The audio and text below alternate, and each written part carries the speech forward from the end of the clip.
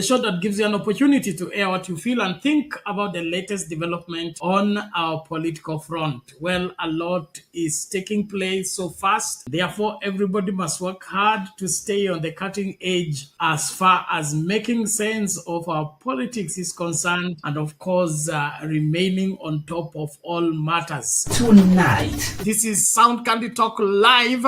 72 people have cast their vote already, and only 42 have liked the video. Justified. So from the look of things, the majority of Kenyans think the government need to up their. Glad to report we are back on the main channel as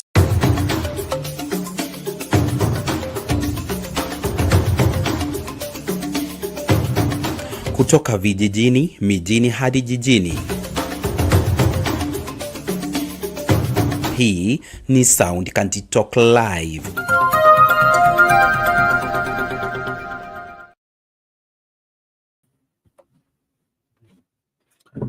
Good day, ladies and gentlemen. Thank you so much for making time to join us. This is Sound Candy Talk, open forum political discussion show, the show that gives you an opportunity to air what you feel and think about the latest development on our political front. Well, the country is still yet to come to terms with the recent happenings, especially the deaths by the police against protesters, unarmed protesters for that matter, and leaders are divided on the same. But one person that is in the heat of all that is happening is William Ruto himself.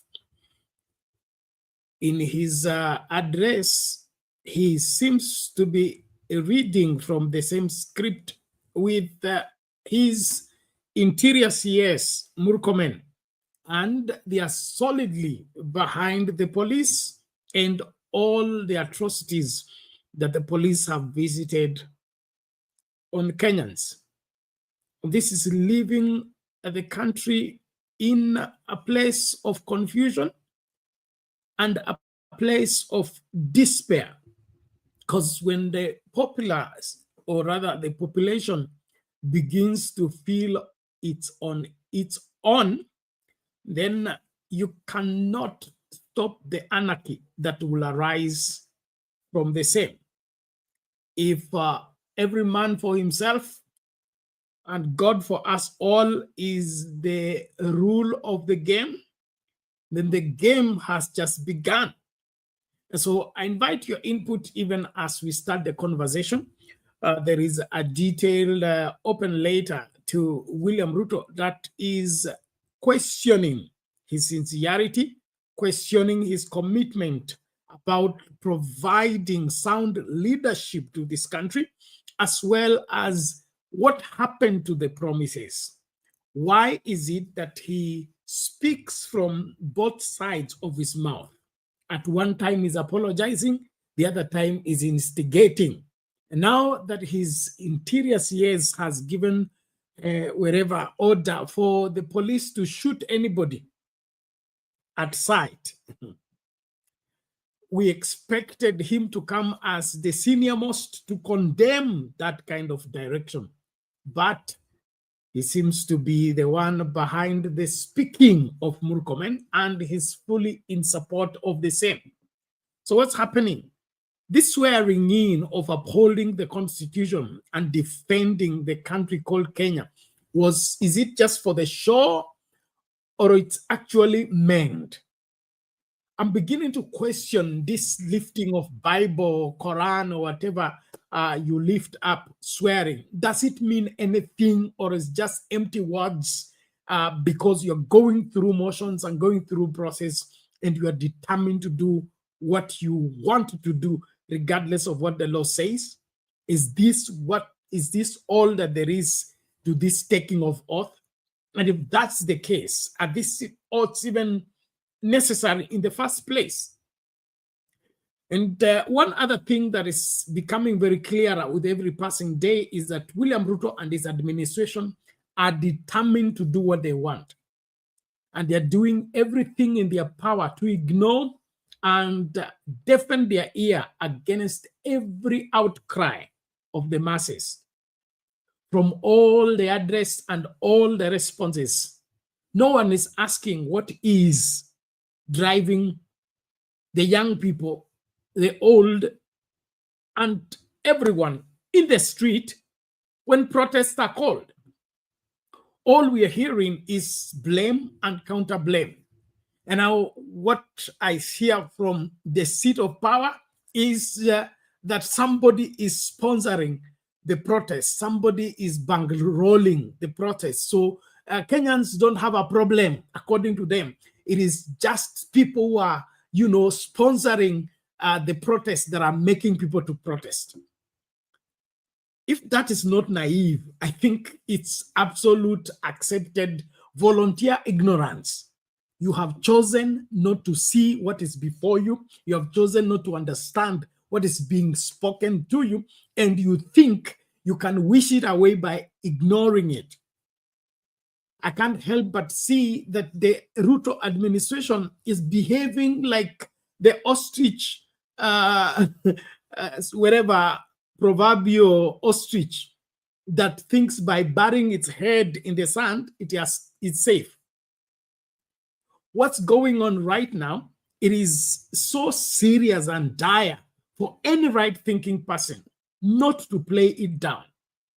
And these diversionary tactics and all the excuses, the people who left government are the ones that are not happy with the government, the people that did not want William Ruto to be president are the ones fighting William Ruto, the people that have never been to power or have always been in power don't want another tribe to be in power. All those games are not working. Kenyans are suffering. They need solution to their problems, not stories.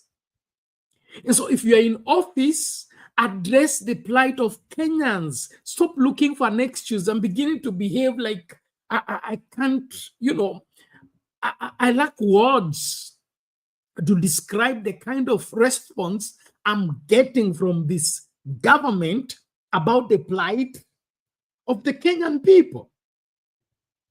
I mean, even if all Kenyans are mad, they wouldn't just wake up and fill the streets simply because somebody asked them to do so, or somebody incited them. Do you believe in the heart of hearts that there is how somebody can just, instigate and, mobilize and get people on the street just like that for no apparent reason? Simply because they don't like William Ruto or they don't like the government of William Ruto? No. Where there is smoke, there is fire. Yeah. And when people are filling the streets, you better get your act together. This is not a game. In the political games you are playing by gathering the chiefs or gathering the village elders, gathering this community, talking with this community, that is old-fashioned, that's primitive, that's outdated politics. We are looking for the politics that solve problems, the politics that solve problems, not the politics of playing in the gallery and pretending to be concerned when you're not. The hypocrisy must come to an end. We need a country that we can be sure of tomorrow. From the look of things, all indications, I can't see that happening with this administration. They look confused, they look lost, and they are always found unawares, reacting instead of them being or working on a deliberate policy that is many, many days ahead. They are working on a deliberate plan. I don't see serious planning here. I don't see any serious response to this matter. Why is that the case? Well, we'll be looking deeply into this, and I pray that you will have sufficient time to exhaust all the stories, but I invite you to be part of the conversation. Please invite somebody to join, share the live, like the video, and let's engage. There's also a poll question on the YouTube channel. Do you believe, let me just get a question so that I don't miss it, and would love you to respond to the question. Do you believe President Ruto is genuinely addressing the concern of the protesting youth? Do you believe that William Ruto, the president, is addressing genuinely the concern of the protesting youths. Yes, he's trying under pressure. No, he is ignoring public pain and still undecided. Those are the choices. We'll want you to respond to the poll question and let us know what you think and feel about the whole matter. In the meantime, I want you to be an extension of what you're doing right here, right where you are. Share the link widely, invite more people to join. Let's gang up and make a difference. But this country needs help, and you are that solution that we are looking for. Stop accepting things the way they are and insist on what should be. That is the whole essence of this agitation. Kenya belongs to all Kenyans, and Kenya is only Kenya when it's constitutionally governed. If the constitution does not define Kenya and Kenya is not being run according to the constitution, that is not the Kenya we are bargaining for. That's not the Kenya we are looking for. The only Kenya that makes sense is the constitutional Kenya, where the president is constitutionally in office, the police are operating within the framework of the constitution, the MPs and the members of parliament, the Senate, are operating within the framework of the constitution.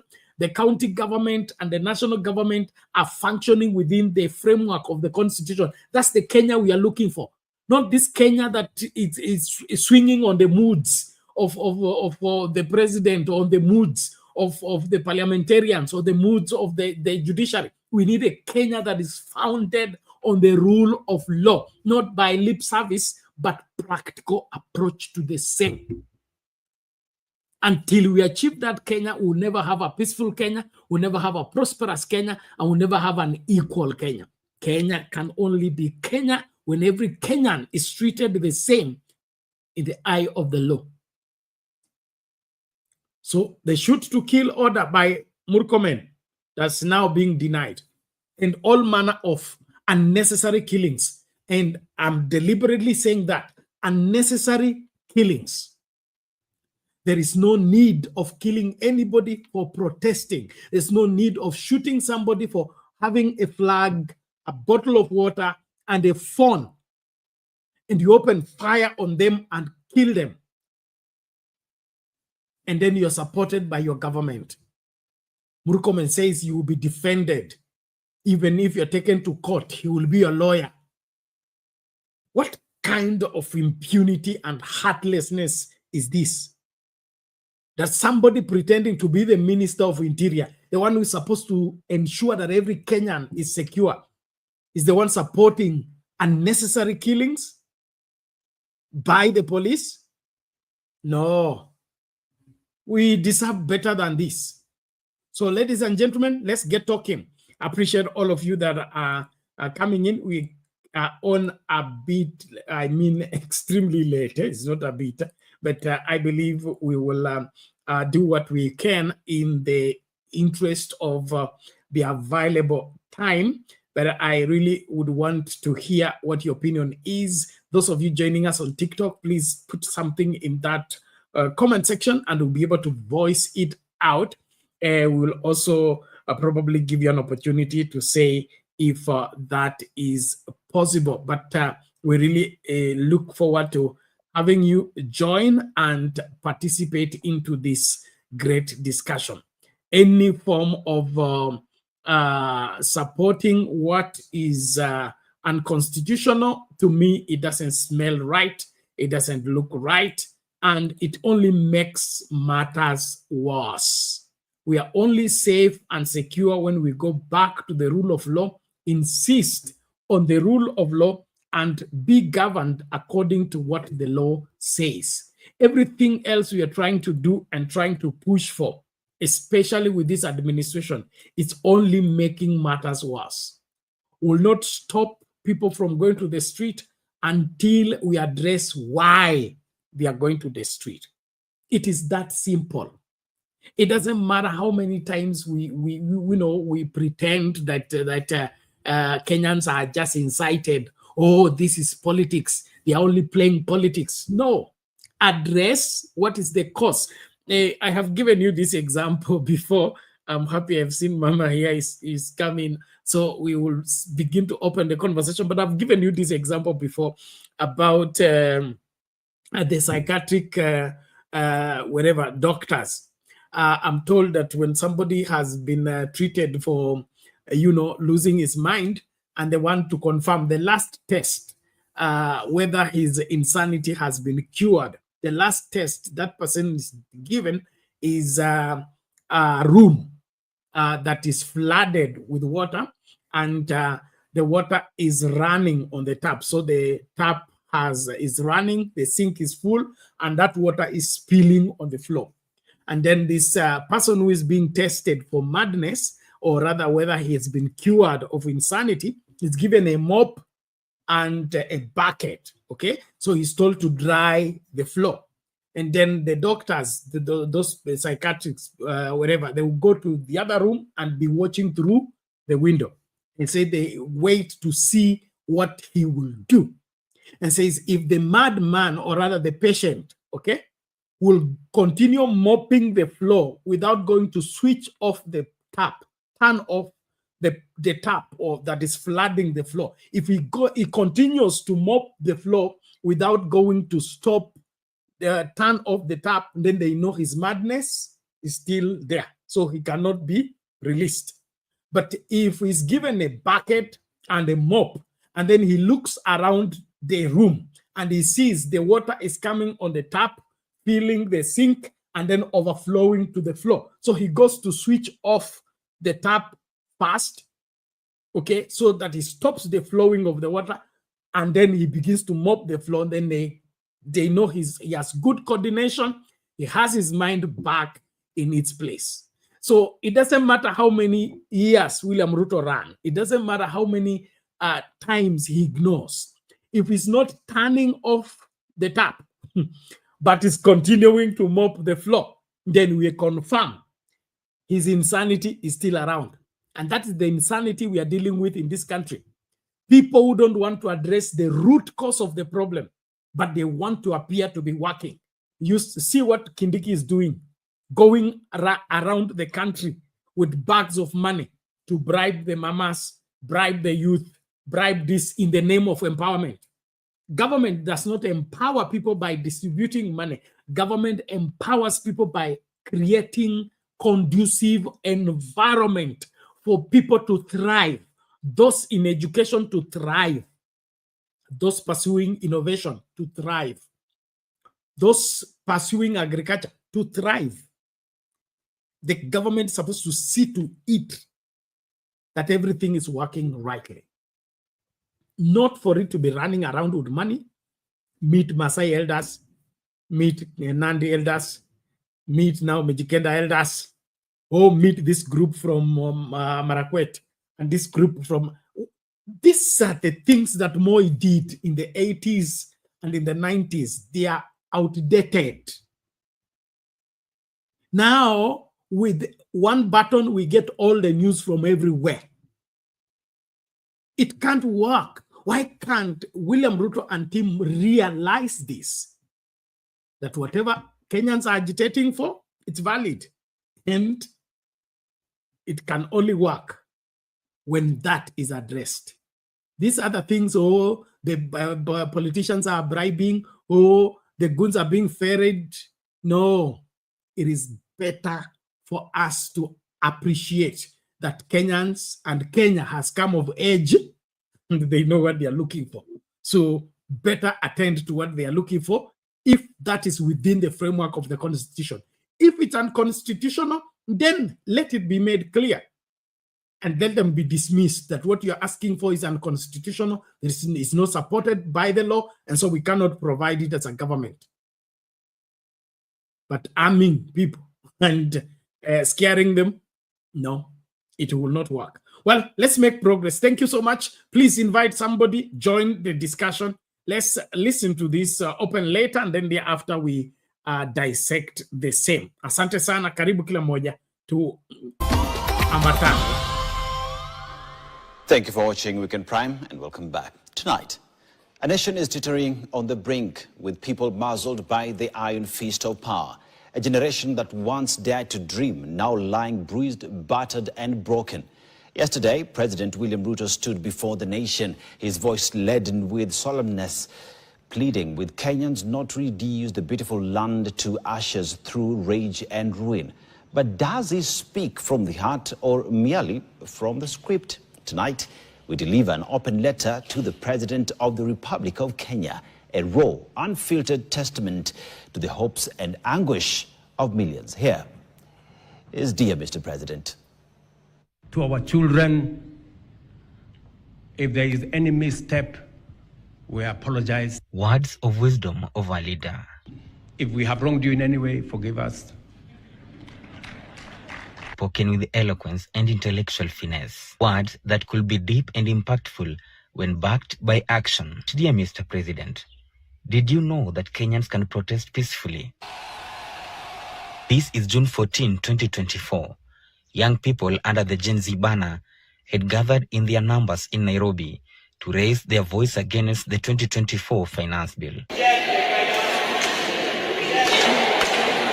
Peaceful as they were, most of them ended up in various police stations as police bosses roared in anger, promising violence and vengeance. Mambo ya usalama hakuna kusungumuza. Kama wewe ni mheshimiwa, IG atakupatia security. Lakini vipi wewe unarushia mimi mawe, alafu nyuma nimekupatia askari yako na bunduki? Si mimi na chukua askari wangu, alafu tupia mimi mawe? Subsequent protests were never peaceful as police engaged unarmed protesters in running battles. With their protests landing on deaf ears, you only smelt the coffee when Parliament was breached, MPs fled, and many unarmed young people lay dead. Some, their brains blown out by snipers. By the way, at least 65 people were killed in the protests of 2024. More were maimed while some are yet to be found. I have directed all the organs of our national security to deploy measures to thwart any attempt by dangerous criminals to undermine the security and stability of our country. To you and your government, these were criminals who were heavily armed with the Kenyan flag, bottles of water, smartphone, and a collective voice. But the backlash that followed made you soften your stance and announced new measures. A few days later, you dissolved the cabinet, except for the Prime Cabinet Secretary Musalia Mudavadi and your then Deputy Rigathi Gachagua. And after a holistic appraisal of the performance of my cabinet and its achievements and challenges, I have today decided to dismiss with immediate effect all the cabinet secretaries and Attorney General of the Republic of Kenya, of the Cabinet of Kenya. Kenyans trusted you, but what came next in the form of your new cabinet was nothing worth a song. Same names, same ills retained and maybe rewarded. It was the usual game of shuffling, reshuffling, and yet baffling. Now forwarded the name of John Mbadi Ngongo to the Ministry of National Treasury and Economic Planning, Salim Mvuria Mgala, Ministry of Investment, Trade and Industry, Ms. Rebecca Miano, Ministry of Tourism and Wildlife, the Honorable James Opio Wandai, Ministry of Energy and Petroleum. It didn't work. While at it, your bellicose security went on the overdrive, abducting young people viewed to be bitterly critical of you, your government, and those who are perceived to be close to you. In the wake of your quick fix endeavors, you have been on top of cars, touring various regions and celebrating your real or imagined political dominance. Wale wa chuki, wale wa migawanyiko, tutawaonyesha barabara ya kwenda nyumbani. Beneath this happy feel amongst your political acolytes and silence from an angry population, forced disappearances, extrajudicial killings, abductions, and other manner of social ills have been going on. Studious silence from your end. The recent killing of a blogger, Albert Ojwang, triggered new protests, which led to more killings. The irony lies in the fact that the protesters were killed for protesting. Well, being killed by the very same police officers. Goons who are suspected to have been unleashed on protesters as police officers did a lot of nothing to stop them. Goons who were pledged by leaders close to you. Wacha niwaambie kutoka hapa Sigoro, kama mnafikiri hao vijana wachache wamekuja Nairobi na rungu ndio wameletea shida, mkuje wiki ijayo ndio mjue vijana hapo wako hapa. Vijana mko wangapi wako tayari kudefend serikali?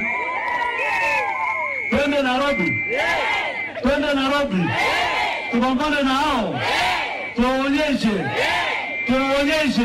Streak walinipata unawares. Warudi tena. Wajaribu tena.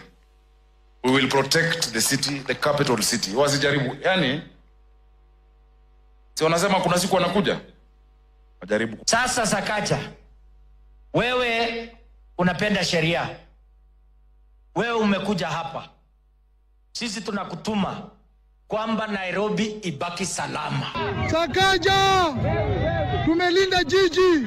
Some of their utterances bordering on calling for massacres, if not genocide, of young people. Of the protests, we witnessed a new law from the police. The victim is called Boniface Karaoke, and he's fighting for his dear life in a vegetative state. No serious word from you. No serious action against the officers involved. What we saw last week were riots. They were not protests. People armed with all manner of weapons, threatening the police, beating up citizens, burning shops. That is not what is allowed in the Constitution. Msiogope. Wakati mtu amesha kuja police station, anataka kuchukua ofisi ya serikali, anataka kuchukua bunduki, anataka kukujia maisha yako, pita na yeye. You are doing a very good job to save this country. Now, as long as I'm the Minister of Interior, sitapika kona, niko na nyinyi kabisa. TV channels, including KTN, had been unlawfully switched off. Yet, you never spoke about it. Threats have actually been actualized and we have been switched off from mainstream, but you can catch us live from YouTube. Kenyans protesting while wielding smartphones are not terrorists. Kenyans expressing their feelings about bad governance while sipping water or dousing the sting of tear gas from the armed police are not a major threat. They are simply tired. Tired of being threatened. Tired of being brutalized. Tired of being dismissed by a government they voted for. An awakened citizenship that understands that their nation is being destroyed by a ruling elite united in greed amid a national grief. Apologies, Mr. President, if this angers you, but Kenyans are hurting. So, as you rub it in our faces, as you appeal to Kenyans, as you cheer yourself as Kenyans jeer, do you mean what you say and say what you mean? The answer, Mr. President, lies within you, but finding it is a journey. A letter to the president. The nation awaits response. An act of fury turned deadly.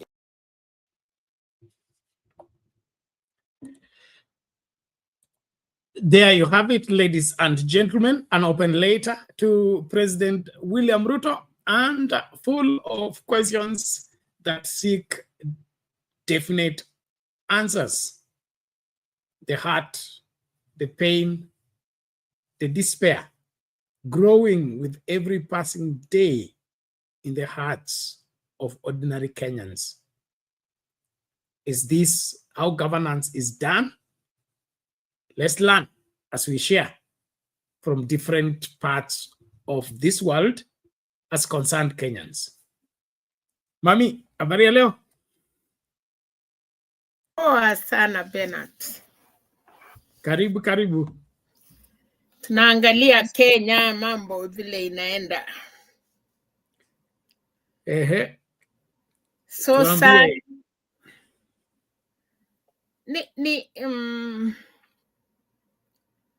Ni ngumu penat. Tukitaka kutipu kinonda, lazima tutoe usaa ndiye kinonda iweze kupona. Sasa swali langu ni hii kinonda ya Kenya,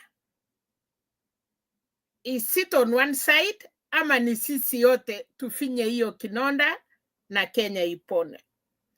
Rais ako na jukumu ya kulinda wa Kenya kwa katiba, yes. Tulimchagua 5 years a lead Kenyans. Na ako na jukumu na serikali yake kumake sure wananchi wako salama. Wananchi pia wanatakikana kuangalia mambo ya serikali yao, because now here Penat tunaongea kuhusu maandamano. Tumeona maandamano ya Azimio, na ulikuwa hapa na nilikuwa hapa, na tukaona polisi vile walikuwa wanapiga watu, wanawafukuza. Na kuuliza swali moja kama Penat, hiyo umati ya Azimio haikuwa umati hii tuliona ya vijana, ilikuwa ni ya umati yenye wangetaka kushika hiyo polisi, hawangepake. But walikontroliwa, wanachapwa, wanakufa, wanaenda. Wakifika mochari hata waruhusu saa ingine kuona watu yao. Hakuna kanisa hata moja iliwapatia nafasi ya kuomboleza. Nao swali yangu ni hili. Maandamano Nairobi, hiyo looting, mapolisi kuchomeka kwa sehemu mingi mahali walichoma, maofisi ya dio. Wewe umeongea, unasema hiyo ni jukumu ya serikali na serikali imeshindwa na kazi yake. Na wananchi wako na right, na tuko na right kwa constitution yetu kuandamana, picketing, hata kukaa chini kwa street. Are we doing the same, Penat, apart from kulaumu? Unajua, ukitaka kusaidia upande mbili wanapigana, lazima uwalete pamoja. Lakini ukiekemea upande moja, unasahau upande moja, na wewe ndiye mwenye unataka kuwa mapatanishi. How do we do that? Wakati kila kitu tunaekemea rais na serikali yake na polisi. Now, Murkomen amesema watu walienda wakachukua bunduki, wakachukua uniform, wakafuruta polisi chini. Uniambie sasa hiyo, wacha wale wanaandamana barabara. How do you call a person ameenda kwa police station, ametoa polisi, amechapa, wanafurutia chini, wanachukua uniform, wanafaa, wanachukua bunduki ile tumeona leo imetolewa kwa mashamba, kwa sababu wakati wameshikwa imeenda kutolewa mapunduki kwa mashamba ya watu. How do you call that Penat? Hiyo pia Batu Rais ameshindwa na kasi yake. Ikisemekana na tumesomewa akti ya polisi vile wanatakikana kujidefend. Uniambie ile polisi uliona wanapikwa mawe kama ule mama, wanamupika mpaka wanampika akiwa chini. How do you call that? Maandamano tumaiona. Umesema serikali inasema kuna watu wanawekelewa. Nimesikia Kimani Ngonjiri kutoka Nakuru, na nataka utafute hiyo clip ya Kimani Ngonjiri. The way he is so mad, mpaka leo amesema tulikuwa tunafikiria maandamano ya ODM ilikuwa mbaya, but kumbe ODM walikuwa na maandamano yao ni mzuri juu hawakuvamia police station, hawakupomoa vitu, walikuwa na wakisha moto barabarani. So lazima tutafautishe mambo hii ya kwamba Penat, are we really talking about the government? Na kama serikali haitakuwa na msimamo, na nimekubali vile amesema today ya kwamba if we are not satisfied with it, kuna watu watakuja kutusaidia. Chenye hata chua polisi ni nani, hata chua raia ni nani, washikilie mpaka wakati tutaamuka. Because Penat, we cannot play. Inji ya Kenya ikisambaratika, Somali walifanya hivyo, tukafikiria ni mchezo. Leo nimeona Kalonzo anasema tuputu kushika one of us, Kenya itachomeka. Who are they threatening? Kalonzo hawezi sema makosa imefanyika, rais hita watu wakae chini. Kama ni makanisa vile munasema, vile nimesikia Kimani Ngonjiri akilaumu mkubwa ya inaitwa nini hiyo ya inaitwa nini hiyo mkubwa ya makanisa, si Katoliki ingine SCK. Yes, analaumu, anasema yeye aliambia watu watoke. Nimesikia malalamiko mingi sana na nimeona ako genuine. So Penat, mtu kama Kalonzo, wacha Gachagua, mimi hata siwezi ongea kuhusu Gachagua, hiyo ni dio, but still he knows what he want. Akitaka kumaliza Central, it is up to him. Wacha amalize, ataichenga. Kama hiyo makotini na hiyo mapolisi yote amechoma, hiyo ni sawa. Akitaka kurutisha kwenda kuchenga, achenga. Akitaka sehemu yao ikae bila polisi ama kotini, ni sawa. But I say mtu kama Kalonzo mwenye ameenda maandamano ya mwisho, watu wanawacha watoto. Unajua hata shule Meru ilikuwa na, niliona OCBD akiwaongoza. Kama tungekuwa na hii leaders walikuwa namwambia vijana tokeni wakiwa in front, I'm sure Kalonzo angekubali kuona, kwa sababu siku ile ingine ya ODM walikuwa namwambia vijana msiipe, msirushe mawe, msichukue masimu. So Bernard, what we are saying is this. Nimeona rais amekuwa na mkutano ya security. Nimeona Kipchumba Murkomen, yes, anaweza kuwa watu watapenda vile amesema. But tangu hiyo mapolisi wameuawa Penat na kunyang'anywa punduki, tell me even a church leader ama kiongozi moja wameanza kusympathize na polisi. Unatuma watoto, unatuma watu waende wafanye furuku, alafu unataka polisi akudefend kwa sababu ni right yake, wakati unatupa mawe, wakati unawachapa. I think they are human beings. Na rais ameuliza swali, how do you want him to go? Naona watu wengi wamefurahia. Ataenda aje? Atoke tu State House afunge virako aseme kwa sababu mumeenda maandamano na wacha serikali? Ama tuandae election ya 2027, tuchukue kura, tumuondoe wenye walimchakua. By the way, most of us wale walikuwa Azimio wakupika kura, wenye wanalia ni watu yake. Unajua walimweka kwa kiti, sahi wamutaki, hiyo ni sawa. Kuna wale wameona mulimweka, wacha amalize. Alafu swali yangu Penat, wakati ya Uhuru hata kama mambo ilikuwa ngumu hivyo, haikukuwa madharau kiasi.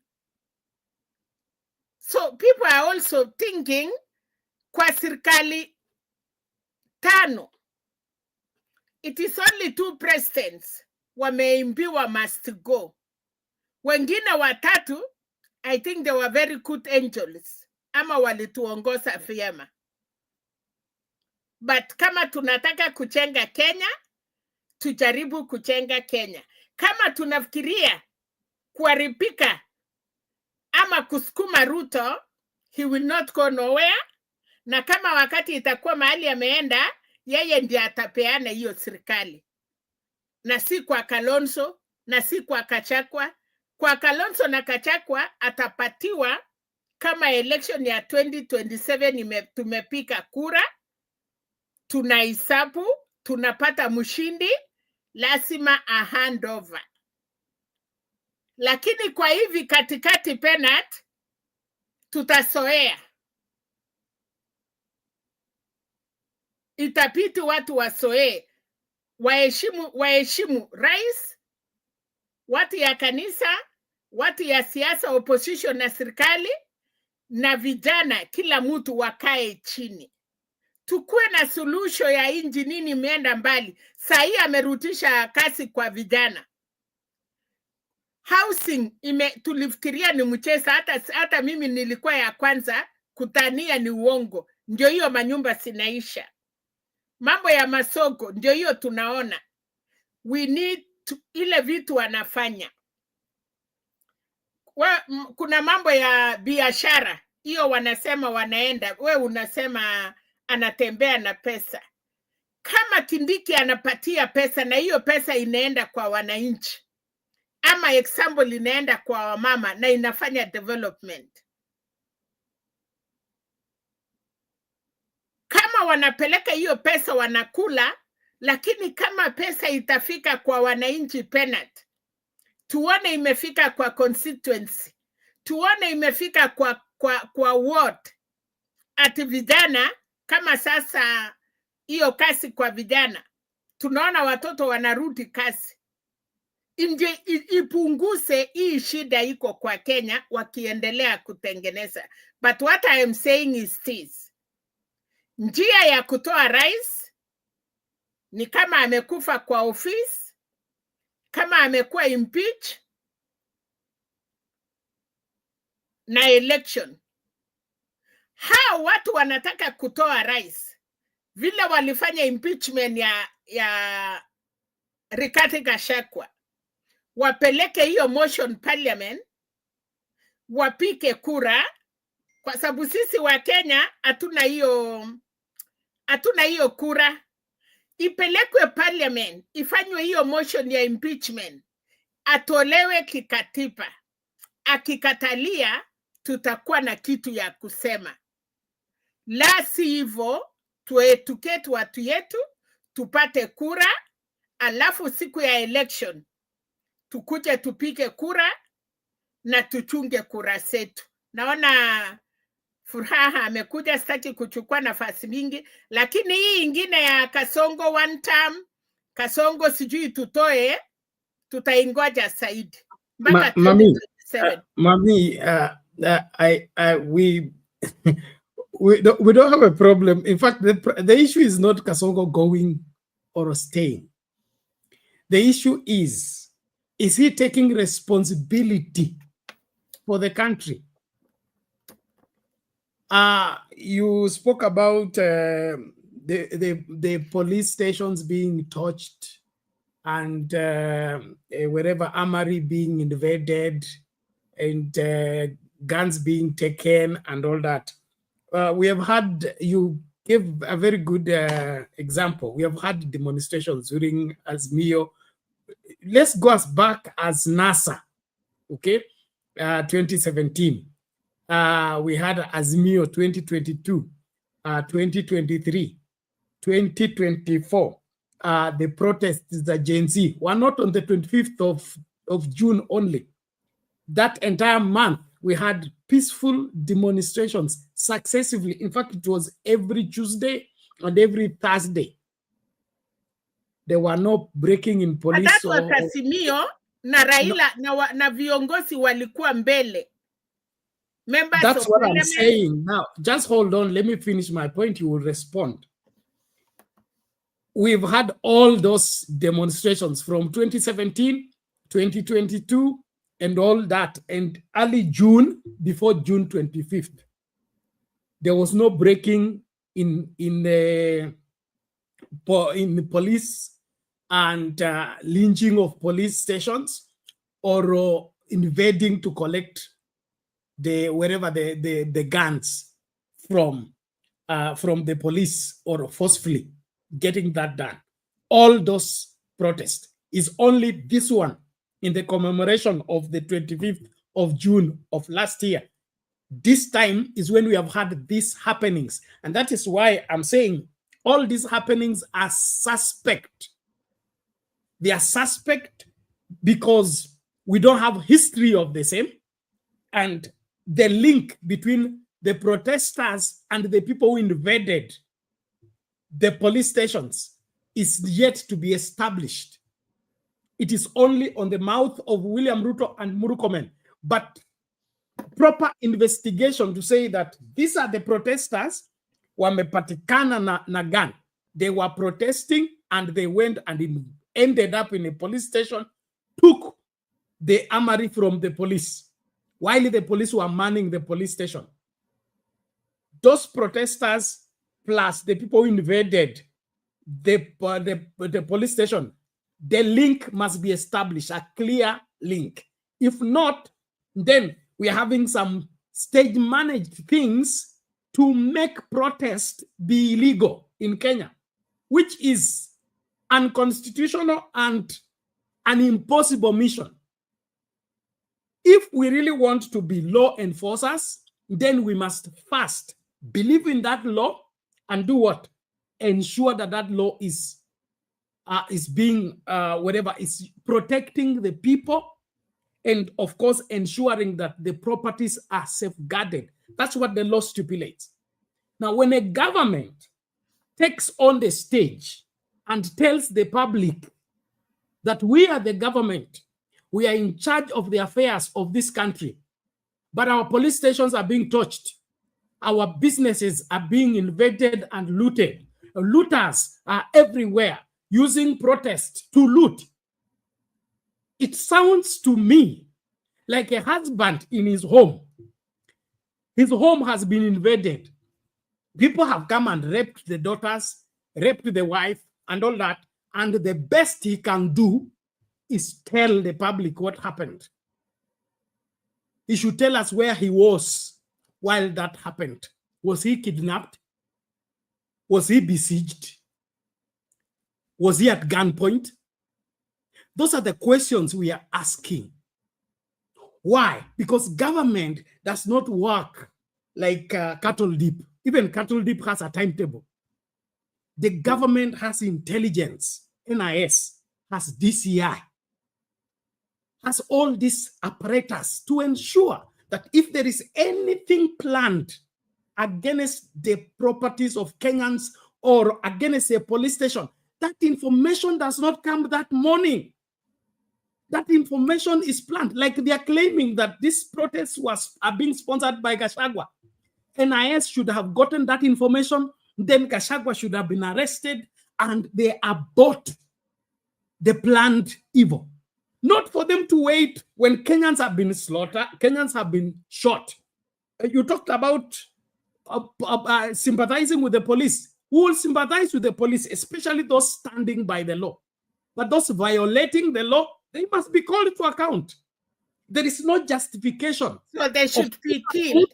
Amengoja gari kwenda Kawangware, apigwe risasi hapa Kencom kuna police station, hapa Kencom kuna amari, mtu alikuwa ameenda kuvunja ndani Kencom. No, there is something out of joint and we must fix that thing. And it begins by all of us aligning with the law. Any person justifying extra law application, that is part of the problem. That's part of the problem. The president must function within the law. The police must function within the law. The members of parliament must function within the law. And the citizens must function within the law. But if the police are okay to break the law, then the Kenyans are also free to break the law. Let it be that way. We don't have any law. We don't have a constitution. Everybody do the way you want. But if we want this country to be governed, let it be constitutional. Constitutional means a police is supposed to shoot mtu kwa mguu, akamatwe, apelekwe kotini. sio shoot mtu kwa kichwa. We played videos here, 2 students, wanafunzi wanatoka shule, wamepigwa risasi ya kichwa. Risasi ya kichwa hiyo, what is the significance of that? Au alikuwa police station? Baby Pendo alifanya nini? Alikuwa miaka ngapi? Don't start that, It's mama. the same. We are looking into this. This is what is happening. Wanafunzi wapigwe risasi kwa kichwa. Hao wanafunzi walikuwa kwa police station. I'm lining what Murkomen said and what Ruto said about this protest. Because uongo kutoka kwa serikali ni aibu kwa nchi. Kama wewe ni mkubwa wa nchi alafu nakwenda kuambia wananchi uongo wazi ili ati justify maovu ambayo yamefanyika, that is unforgivable. When did you start defending one side, Penal? I'm not defending one side. I'm on the side of the law. I'm on the side of the law. You are not. Hakuna polisi anaruhusiwa kuua mtu. Bennett, isipokuwa ako katika hali ya hatari na amezingirwa na watu na bunduki. He uses self-defense. Same weapon against you is the same weapon you answer with according to the law. Lakini kama polisi wanapewa ruhusa ya kuua, piga ua. That is not in the law. That's not in the constitution. Maandamano ya Azimio Penal, hao polisi walikuwa na ua watu. Na tulikuwa tunaona wakiua na tukilia. What is the difference of now? I am saying iwe wakati wa Baby Pendo, iwe wakati wa sasa, polisi hana ruhusa ya kuua Mkenya. Polisi ana ruhusa ya kuarrest and take to court. That's what the law says. That's where I stand. Any person, awe president, awe minister, anayeambia polisi wapige risasi waue, huyo ako nje ya sheria. Na hiyo ndio inafanya wananchi wanakasirika, wanaanza kuchoma vitu. Kwa nini? They are being killed by the people who are supposed to protect them. Kuna video hapa nitacheza. Kijana amekaa kwa barabara. Kijana amekaa kwa barabara ameshika simu. Thank God Matiang'i alikuwa minister of interior. Like no, let's do this. Don't fetch things to justify the wrong. Na Magurumani kuna tofauti ya interior. Nimesema hivi. Tunataka kurekebisha kile kimeenda mrama. Na kile kimeenda mrama ni nini? Watu kutoka nje ya sheria. Na wanataka kusema kwamba kwa sababu wako kwa power wanaweza kufanya chochote. Hiyo haiwezekani. Kama tunataka kuokoa nchi hii, turudishe kila mtu kwa sheria. Rais awe chini ya sheria, Murkomen awe chini ya sheria, na wote ambao wamefanya mambo yote nje ya sheria, sheria iwakamate. Awe ni Matiang'i, awe ni Raila, awe ni Uhuru Kenyatta, yeyote ambaye kuna ushahidi wowote kwamba alienda nje ya sheria, hiyo sheria imshughulikie. Lakini sisi kukutana hapa kusema kwamba eti kwa sababu Matiang'i aliua, Murkomen naye aue, kwa sababu Uhuru aliua, Ruto naye aue, I don't think that's providing leadership. That is creating more problems. Yes. So, tuangalie Wakenya wamekufa wangapi kwa haya maandamano.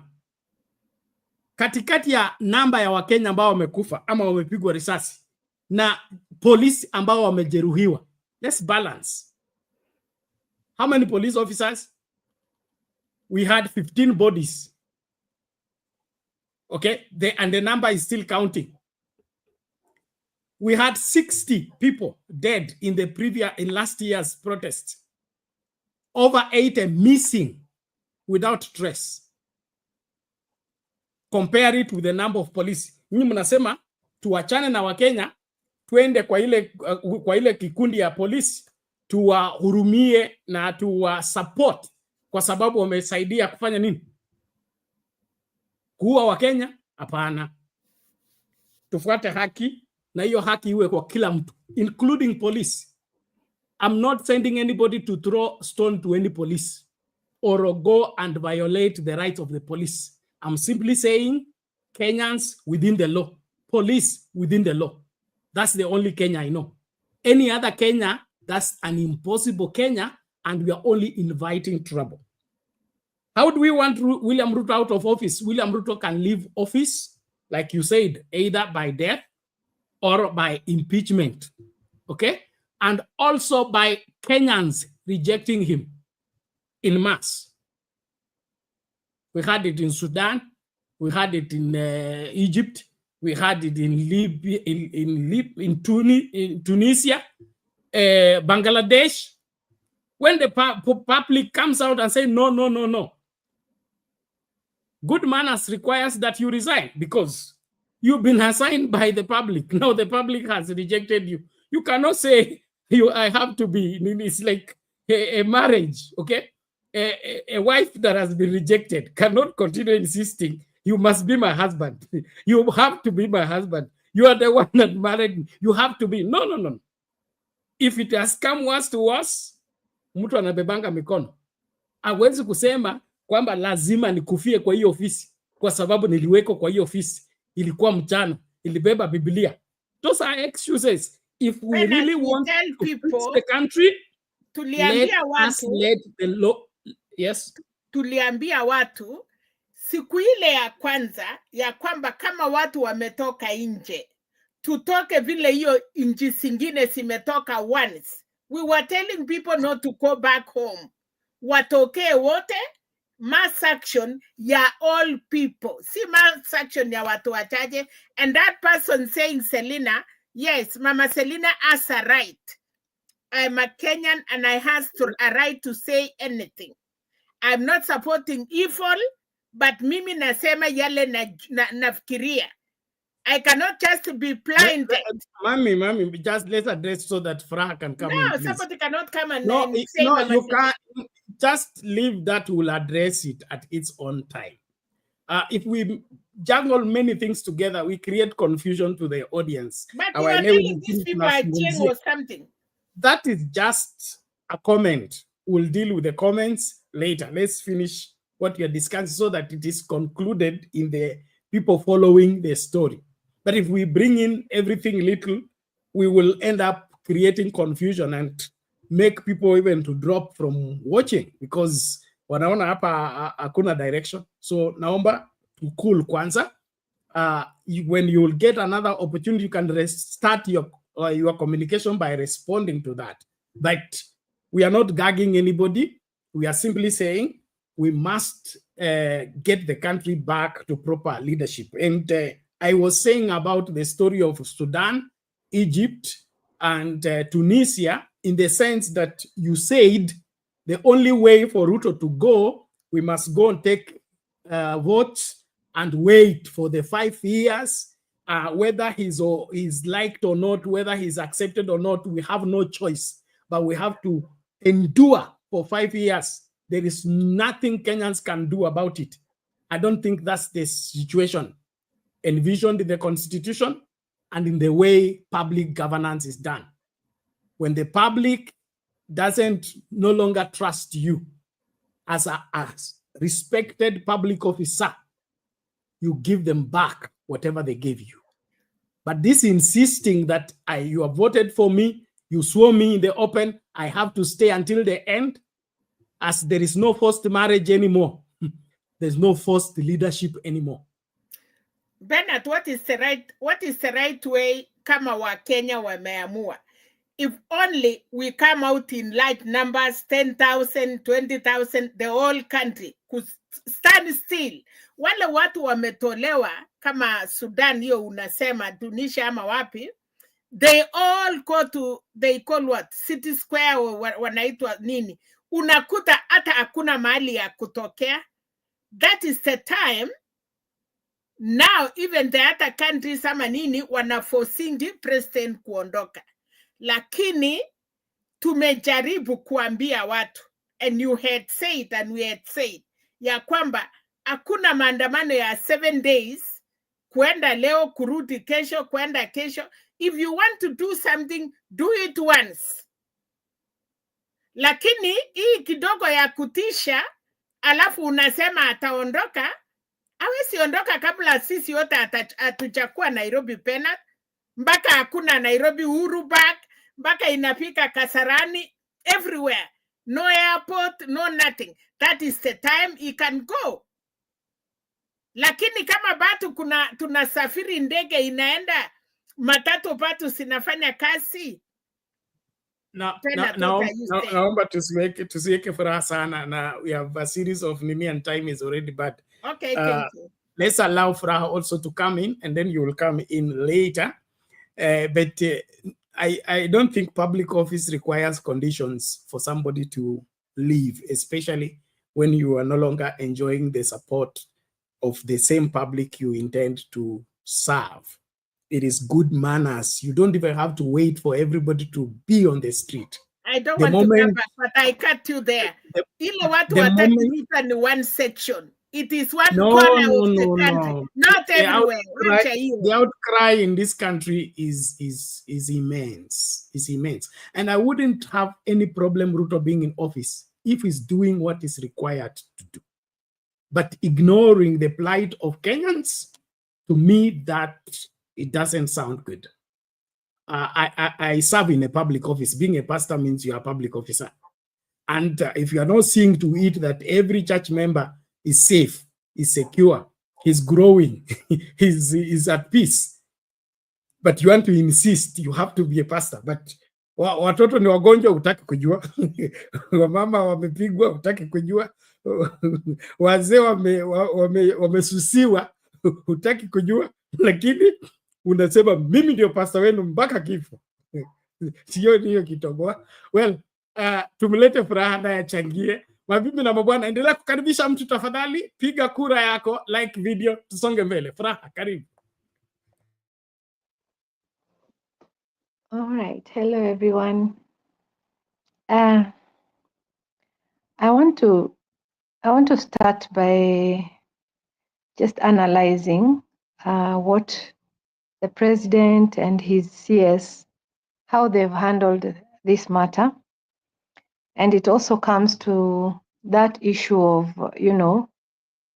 police having died and citizens having died. Life is valuable.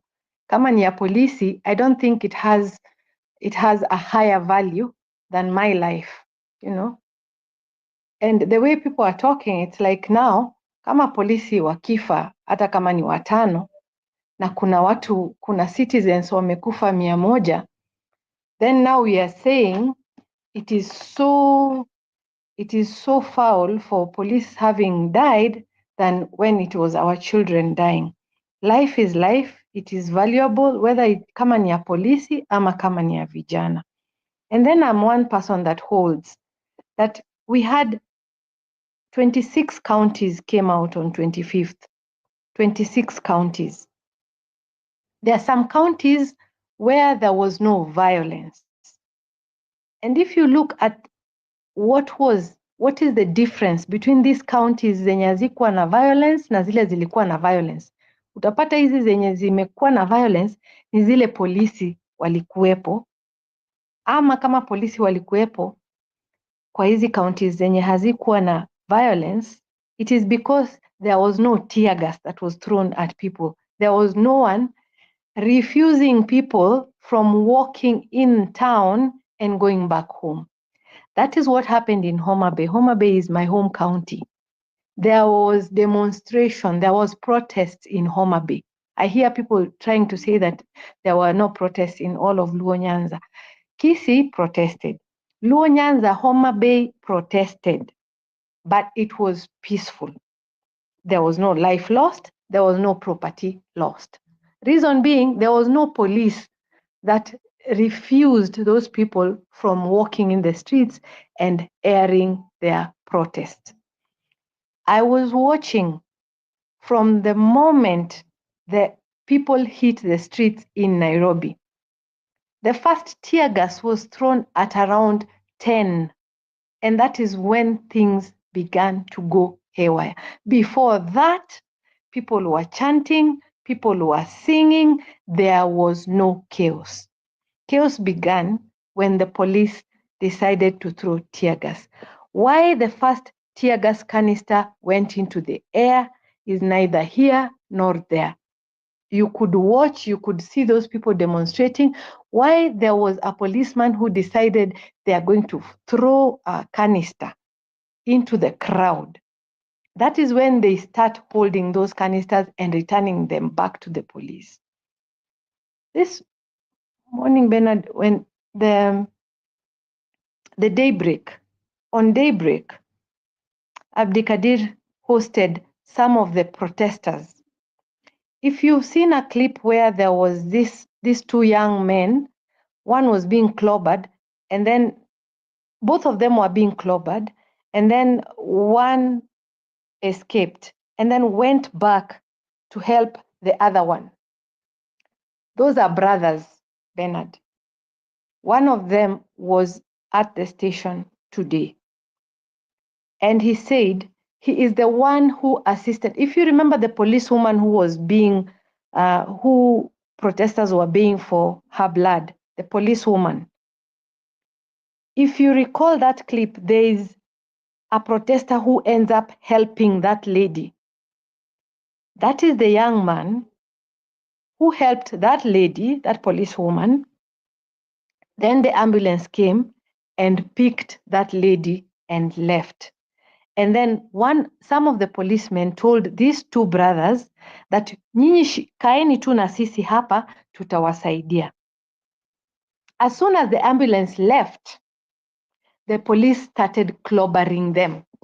And that's when that young man escaped and then realized his brother was remaining and being clobbered, and he went back for his brother. And that's why after that they were so annoyed, and the young man, the other one, started even abusing the police, saying, "We are the ones who called you. We are the ones who called you that, because of your fallen colleague who was going to be hurt." So, Bernard, today there's a young policeman who has been on social media. He is a darling of the Gen Zs, anaitwa Afande Deno. And there were rumors that a Subaru came for him, that he had been abducted. I have no verification, I don't know, but I had them trying to send a rally call to be able to help this, because they're the few who are coming out and saying, we cannot be killing students. How do you throw tear gas to students, who are coming home from for midterm? How as a policeman do you do this? And we cannot justify what the police are doing. The one reason I am saying that, because we have people who are good within the police. But what I want to say is this: if you look at the protest, and Bernard, I had you referring to last year. If you remember, one of the best protests ever was last year on 18th of June, before the 25th, because people came out and they went back home and there was no soul passed on. Sikumbuki mtu akiuliwa, sikumbuki mtu akiumizwa. And the reason being, police did not throw tear gas, they did not hit anybody. So this narrative is to instill fear. And that is why we cannot get those 10,000 numbers that we are talking about. Because somebody knows tear gas itarushwa, watu wataanza kukimbia. So that fear stops the numbers from coming to the street the way they would like to. And even if we are talking about comparisons, we are talking about Baby Pendo, we know that the courts have, pronounced themselves on the case of Baby Pendo, and the policemen, watu wale walimuumiza, wamepatikana na hatia. Yeah? Because it does not matter. If you're a policeman, you're supposed to protect life. And in protecting that life, you will be at risk. But that risk has to be big enough that it is taking out your life. That time, the only time in defending yourself, you might, be forced to interfere with somebody else's life.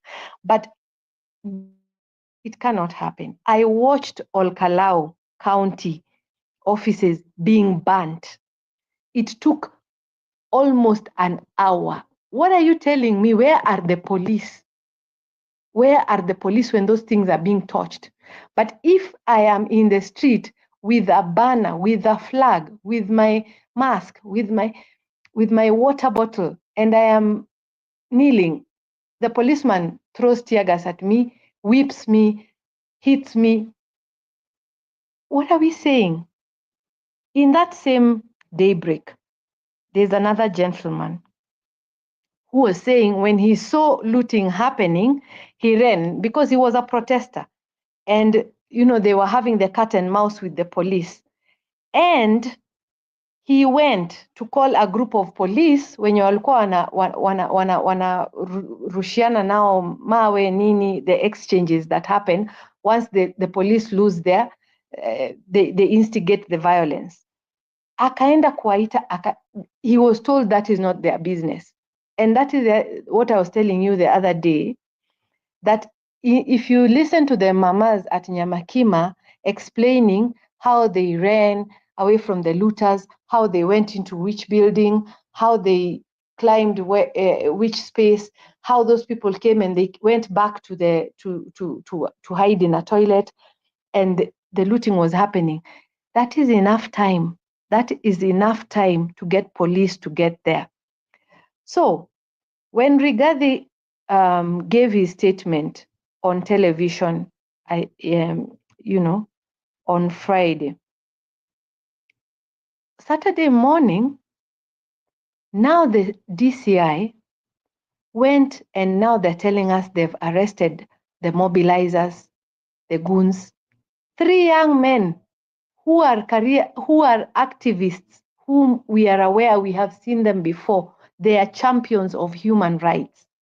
Sasa wameenda kuwashika wakati Rigathi aliuliza kama ni mimi nilipanga hizi vitu zote, where is your intelligence? Si mngekuwa mmenishika. He was asking the same thing. Mngekuwa mmenishika, mmenicharge, and with whatever it is that I was planning, because you're saying I'm the one who planned. So if you have this knowledge, why am I still walking free? And because mayhem happened, especially between 4. After 4, there was a lot of mayhem. Where were the police? Wengine waliitwa wakasema maji imeisha, sijui nini imeisha, kila kitu wamesha chapa nao protesters zikaisha, so they can't deal now with the goons. So for me, I know, based on the people who go to the street, some of the people whom we work with in the social justice offices, they go there, they see the mayhem, they leave. When it gets messy, they just leave. But when it's calm, they're there. When it gets messy, they can see who it is who instigate the violence. It is not the normal protesters. It is goons, whether it is the government or whoever it is that is planning them, whoever it is. This country should have a capacity to be able to point them out, to deal with them, and then leave the protest to continue to be peaceful. But they want a narrative where they want to kill the protests. And if this country, if Ruto was working, I am telling you, Bernard, if Ruto was performing, if people had hope, even in these housing projects that they are talking about, because first of all, they were launched, we live here, we have gone there, and people are not occupying those houses.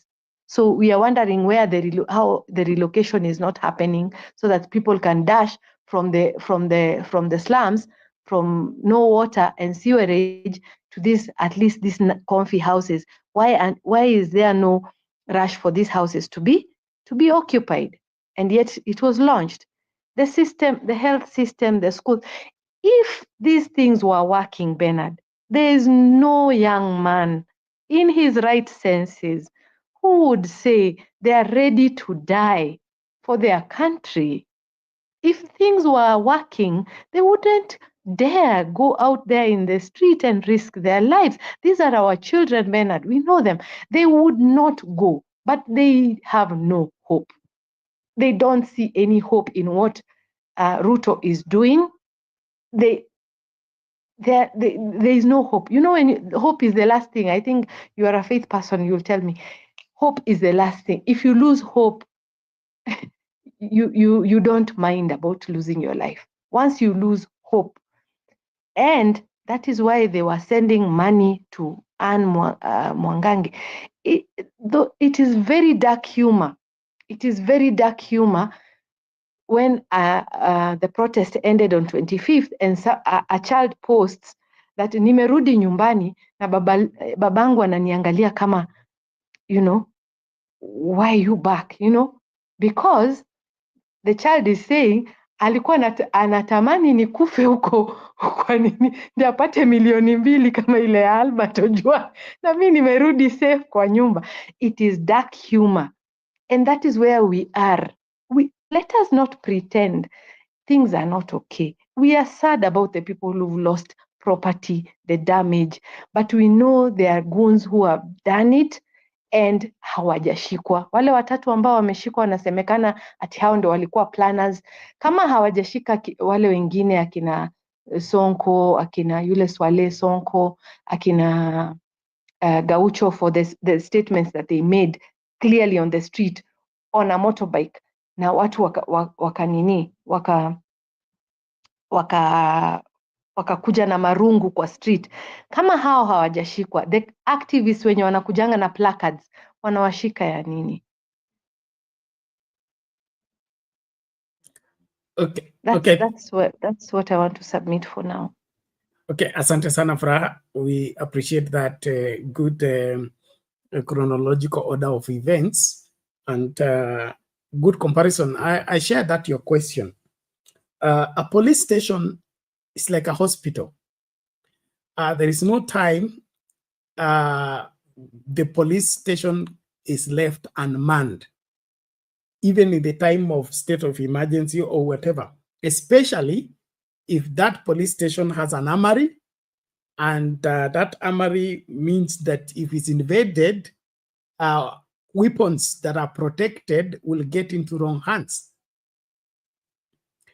A police station usually has people who are picked, who are arrested. They are police cells.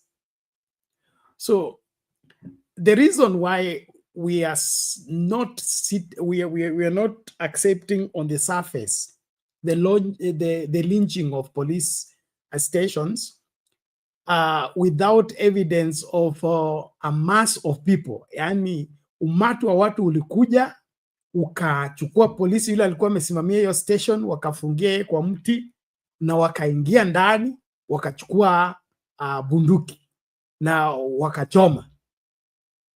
We don't have those scenarios. What we're hearing is police station ya fulani ilichomwa, ya huku ikachomwa, na it looks like it's not spontaneous. It's not even the people who invaded. It looks like it's pre-planned. Then, if that is the case, the pre-planners, when they plan it in heaven that nobody will get a wind of what has been planned to be done. If that's the case, why are we still paying NIS? Why still paying DCI? DCI is supposed to investigate what has happened. NIS is supposed to get earlier information before an act is done. Relay that information to concerned parties so that a situation is arrested. That is where I don't find it very responsible for the whole battalion of a government to come and tell us it is the goons, it is the looters, it is the protesters, it is the sponsors of protesting. Oh, it is a foiled coup. It was a planned coup. A planned coup. We've been given a lot of details on how Traore has been able to abort 18 coups arranged against him by people closer to him and those away from him. I've not seen that story. That story doesn't line up with what Murkomen is telling us. If there is a planned coup, it doesn't begin on the street. A coup has a committee, has the planners. Those planners can be within or without the police service and things like that. People protesting is not a coup. It can result into one, but that does not amount to that. there must be credible information on the same. And that credible information is proven by tumekamata hawa 15. Hawa ndio walikuwa, huyu ndio alikuwa ring leader, huyu ndio alikuwa chairman, huyu ndio alikuwa anapanga. Lakini eti watu wametoka kwenda kuprotest. In the process, wahuni wakaingia, wakaanza kufanya maovu. Na katika hiyo hali mnasema hii haikuwa protest, hii ilikuwa planned coup. They wanted to overthrow the government. Any right-thinking Kenyan will question some of those statements, especially when they are not backed up with watertight evidence to the same effect. Gachagua being angry, opposition leaders being in a hurry to take over power, and the other Kenyans not liking the leadership of William Ruto. It cannot be without a reason. Addressing the reason is more important than reporting that so-and-so doesn't like me. So-and-so, if I say Farah doesn't like me, I should find a way of finding out from her what doesn't she like about me and why, other than me going around and saying Farah doesn't like me because she doesn't like me. What is being done to address the issues? Then, Mama, before you come in, you talked about empowerment programs being done by Kindiki, and of course the housing project being done. Those things are not wrong altogether, but they are painkillers. Painkillers in the sense that you're building a house at the expense of building a hospital or building a school or building an industry.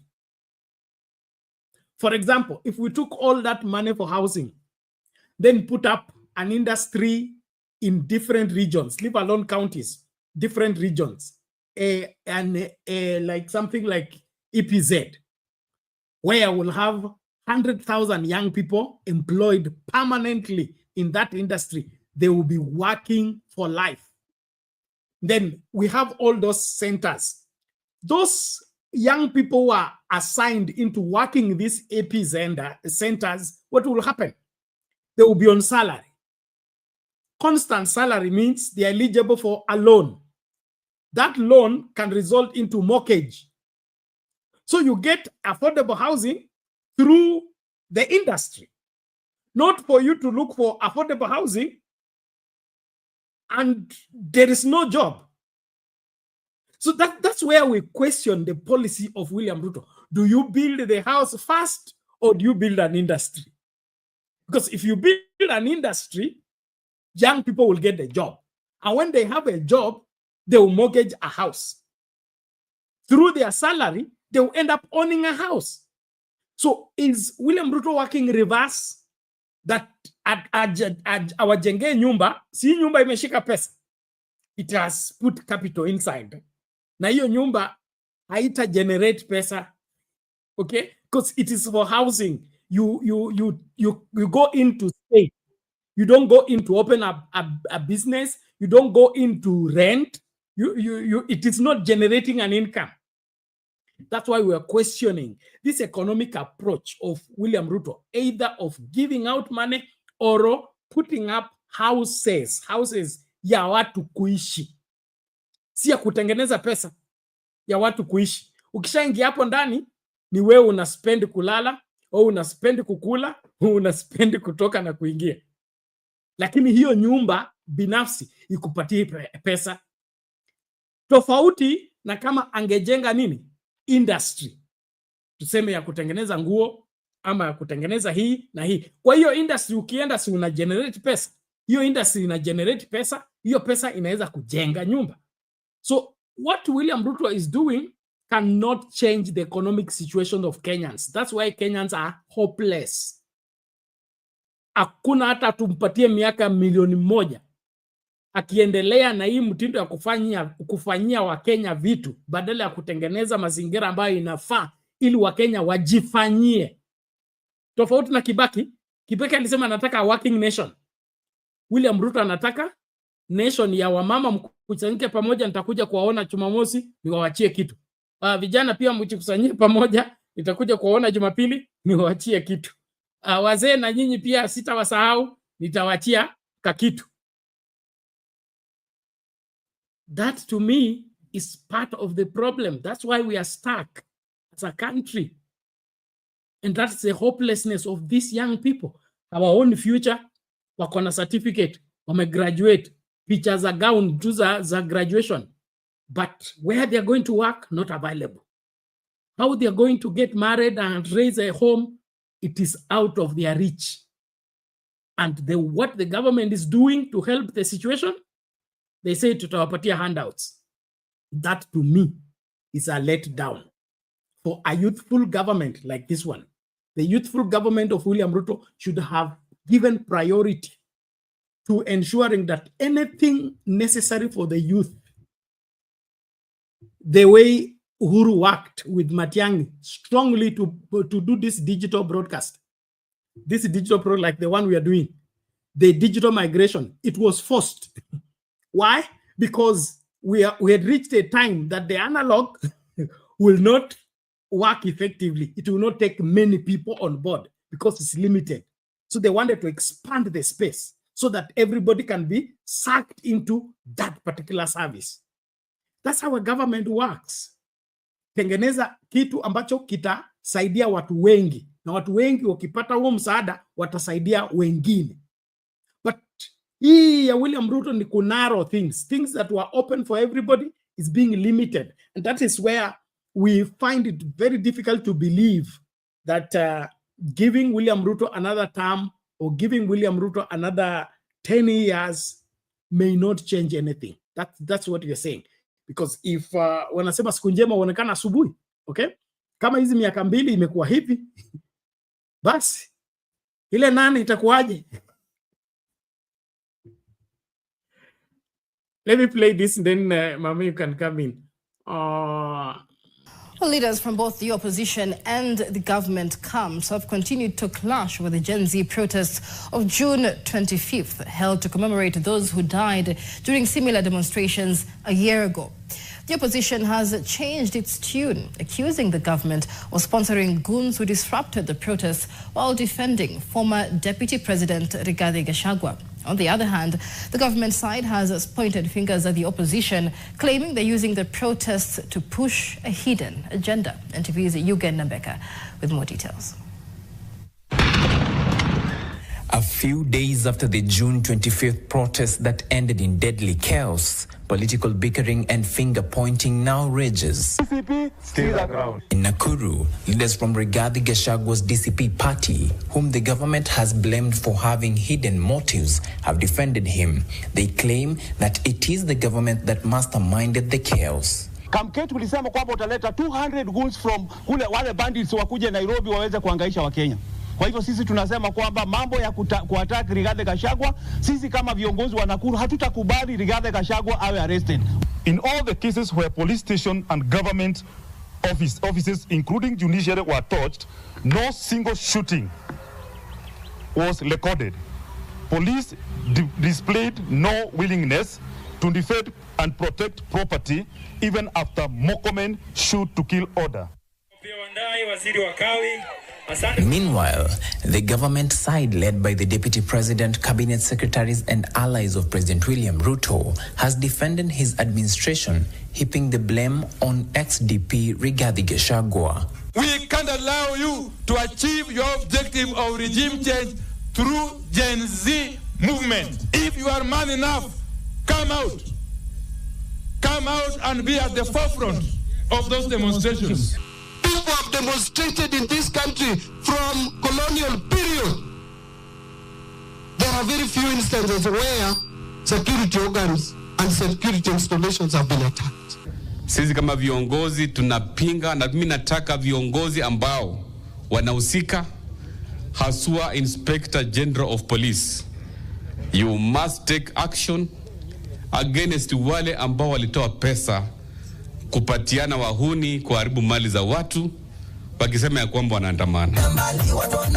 Speaking in Ukambani, Deputy President Kithure Kindiki vowed to protect the country from anarchy, even if it meant losing their popularity among Kenyans. Takubali watu ambao wanajisingizia ya kwamba wanatoa maoni, wanajisingizia wanaandamana, wanajisingizia ya kwamba wanatoa hisia zao, alafu wanavunja sheria, wanaharibu mali ya watu.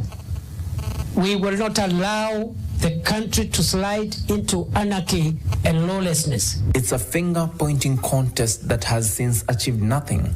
A political popularity duel that is akin to mocking the families of tens of people killed during the protests on Wednesday. According to the Kenya National Commission on Human Rights, 19 people were killed and over 500 others injured. The commission says 4 women were also raped. Eugene Mbeka, NTV.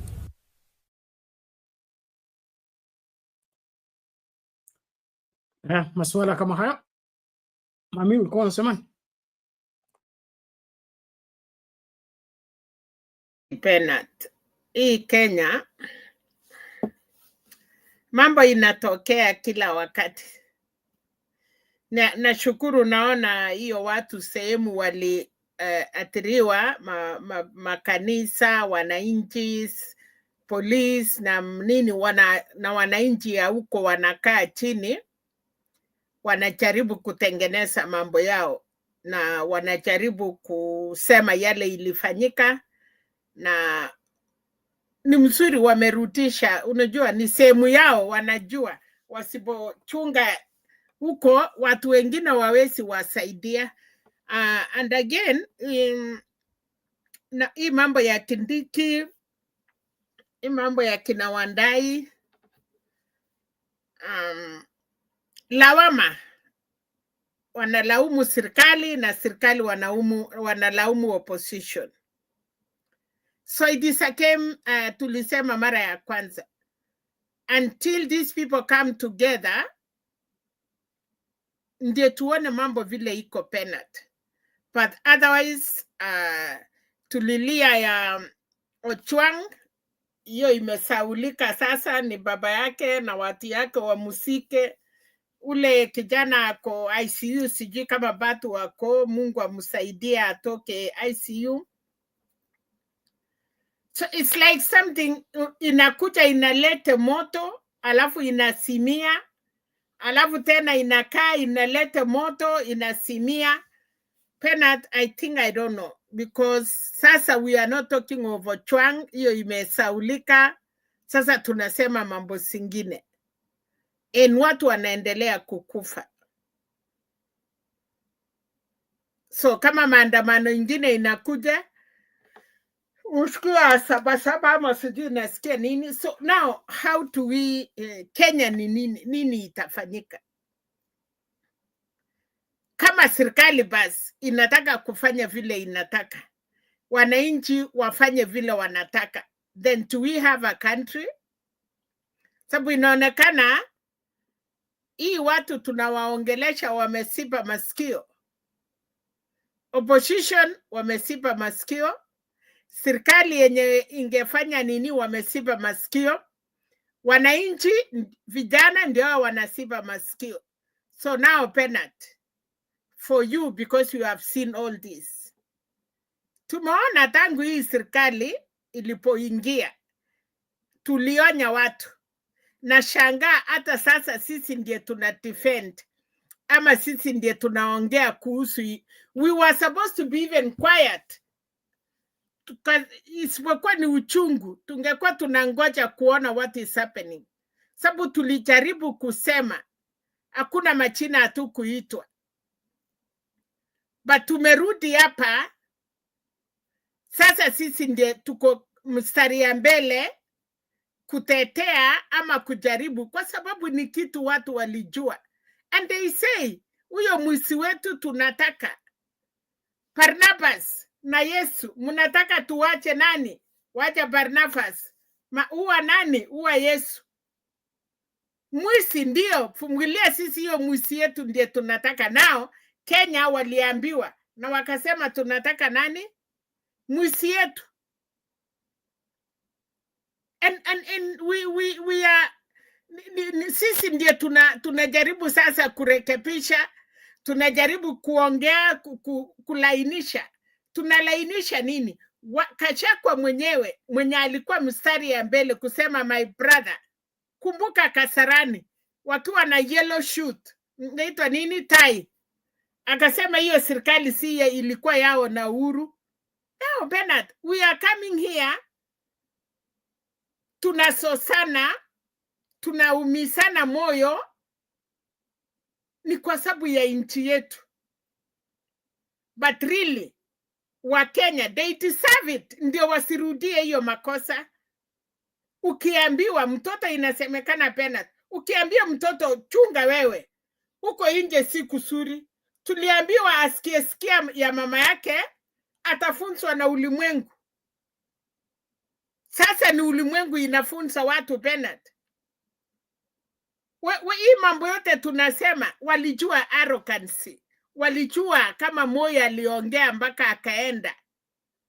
They knew Kenya ni swali. And now tell me, kama hakusikia ile yote, sasa ndiye atasikia ile tunasema.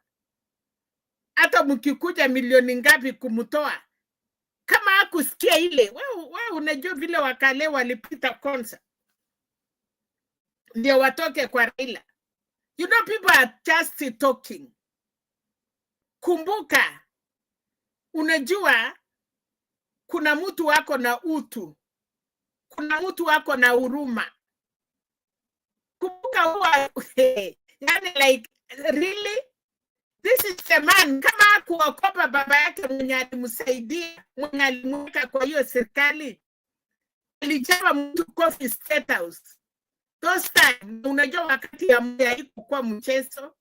Chesire, Ruben, Coffee, marehemu sana. People are just talking. This man. No, Mami, are you? I'm just saying. No, you are saying yes, but you are advocating for somebody's character at the expense of the rule of law.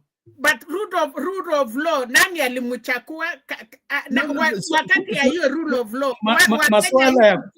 Maswala ya kuchakuliwa, that's already an act that has taken place. I'm saying, wakati walimweka kukua rule of law? No, what I'm saying is, maswala ya William Ruto kuingia kwa ofisi hiyo ishaisha. Vile aliingia kwa ofisi ilikuwa na dosari, tumezungumza hiyo miaka ngapi, kukakuwa na whistleblower, kukakuwa na evidence, hiyo mambo yote ikazimwa. William Ruto ako kwa ofisi kama rais wa Republic of Kenya, was handed over power by the predecessor, who was Uhuru Kenyatta, kama jua linawaka Kasarani. So that one is already done. Whoever voted for him and those of us who voted against him, we have to share that same president in this one environment. Lakini point yangu ni moja tu, William Ruto kuwekwa kwa ofisi ilikuwa kisheria. Kumbuka ilitoka Supreme Court. Okay? Kukua sworn in ilikuwa ni judiciary. It's by law. So he's in that office by law. That office called the president's office is not run according to my personal character.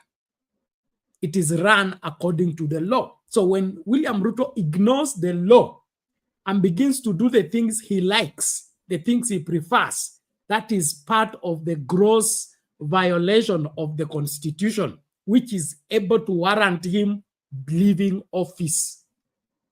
That's all what I'm saying. So anaweza kuwa hasira yake ni mbaya ama tabia yake ni mbaya, yeye hasikilizangi mtu, hana heshima na wazee, hiyo ni personal issue. Lakini ofisi ile kwa ndani ni ya umma, si yake. So hawezi kutumia hiyo ofisi kama kwake. Mara ngapi wakati anaanza kuitumia kama ni kwake, mara ngapi umesikia, je, nauliza mara ngapi umesikia watu wakilia ya kwamba askisangi inaitwa nini? Advice. He works by him and he does by him. Ni mara ngapi umesikia hayo mambo? Nini itapatilika as for now? Nothing. Mtu mwenye ana the reason why if kanisa muko na bishop. Yes?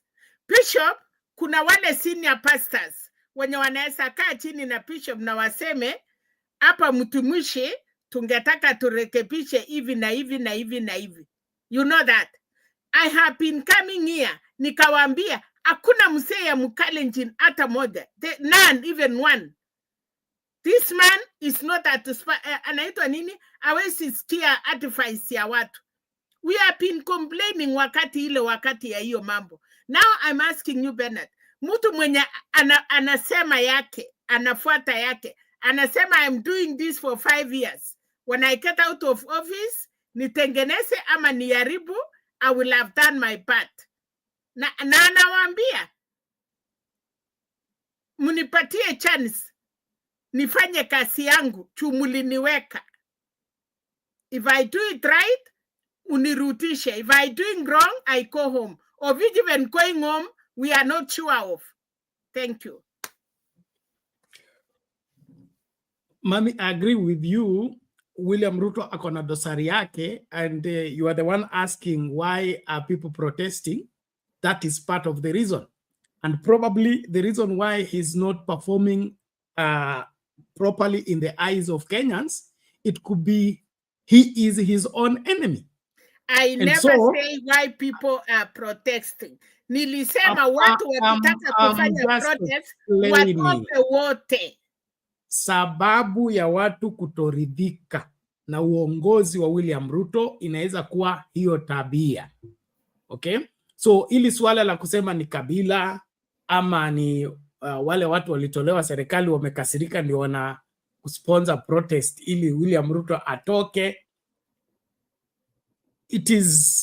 could be part of the explanation, but I think there is some deeper issues on this matter, but it is pegged on how he's doing his leadership, because he's not the first president in the country, and he's not the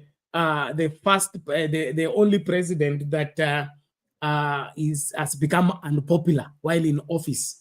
Why two? Why more? If you say like that, why more and Ruto? Mami, can you let me finish my point? He's not the first one. Mimi sijachokoza, mimi nasema tu historia vile ilivyo. Kibaki was very unpopular in 2007. That's why he lost the election. He lost when? He never lost. He was rigged in. That's why he rigged himself in office. Yes, that's why I'm saying he became very unpopular towards after the referendum year 2005. You were here, you know that. The same way William Ruto is right now unpopular by reason of people rejecting him. So Kibaki went into the 2007 elections after losing the referendum of 2005, which resulted into him becoming more unpopular and unpopular. So he went into the elections when he is not as popular as he was in 2002, when he won the presidency by a landslide. And so ayo maovu ya kurigi ikakuwa necessary, which in my opinion was a part of the foundation of part of what we are dealing with right now. So hapa swala muhimu ni sisi tuamue kama hii nchi itaongozwa kulingana na vile mtu anapenda, tutupe katiba, tuachie watu wafanye vile wanapenda. Biblia inasema in I think is Joshua 25 or 24, it says wakati Joshua alikufa hakuwa na kiongozi katika Israeli, na kila mtu akaishi vile aliona. Kila mtu akaishi vile aliona, na hapo ndipo wana wa Israeli walimsahau Mungu, wakaenda kuabudu sanamu na mambo yakaharibika. So kama tutaishi kama vile mtu anaona, kama vile mtu anapenda, basi tufunguliwe, tupewe hiyo ruhusa. Lakini kwangu mimi katiba ifuatwe, na hakuna mtu ambaye ako kwa public office permanently. Everybody serves in public office at the will of the public. Hiyo ndio constitution inasema. So if the public doesn't want you, it's wrong for you to stick there. Secondly, maandamano sio problem. Maandamano, tumefanya maandamano many times na iko wazi. The problem sio maandamano. Problem ni wale wanataka kuzuia maandamano ama kuharibu maandamano. And usually inakuanga ni serikali. Traditionally from 2017, 2022, 2023, 2024 and 2025. The clear cut of the people who want to demonize the protest is usually the government. And all these atrocities happening around maandamano ni hiyo same old script. Sai, now that Raila has the support of the whatever supporting broad-based, sai hujasikia yule mtu wa maandamano, yule mtu wa kuvunja reli, yule mtu wa kutuharibia biashara. Okay? Lakini wale walikuwa wanasema hiyo, si ni wale wamekuwa kwa serikali. So shida hapa sio maandamano ama watu kuandamana. Shida ni wale watu hawataki watu waandamane, na kwa hivyo wanafanya nini?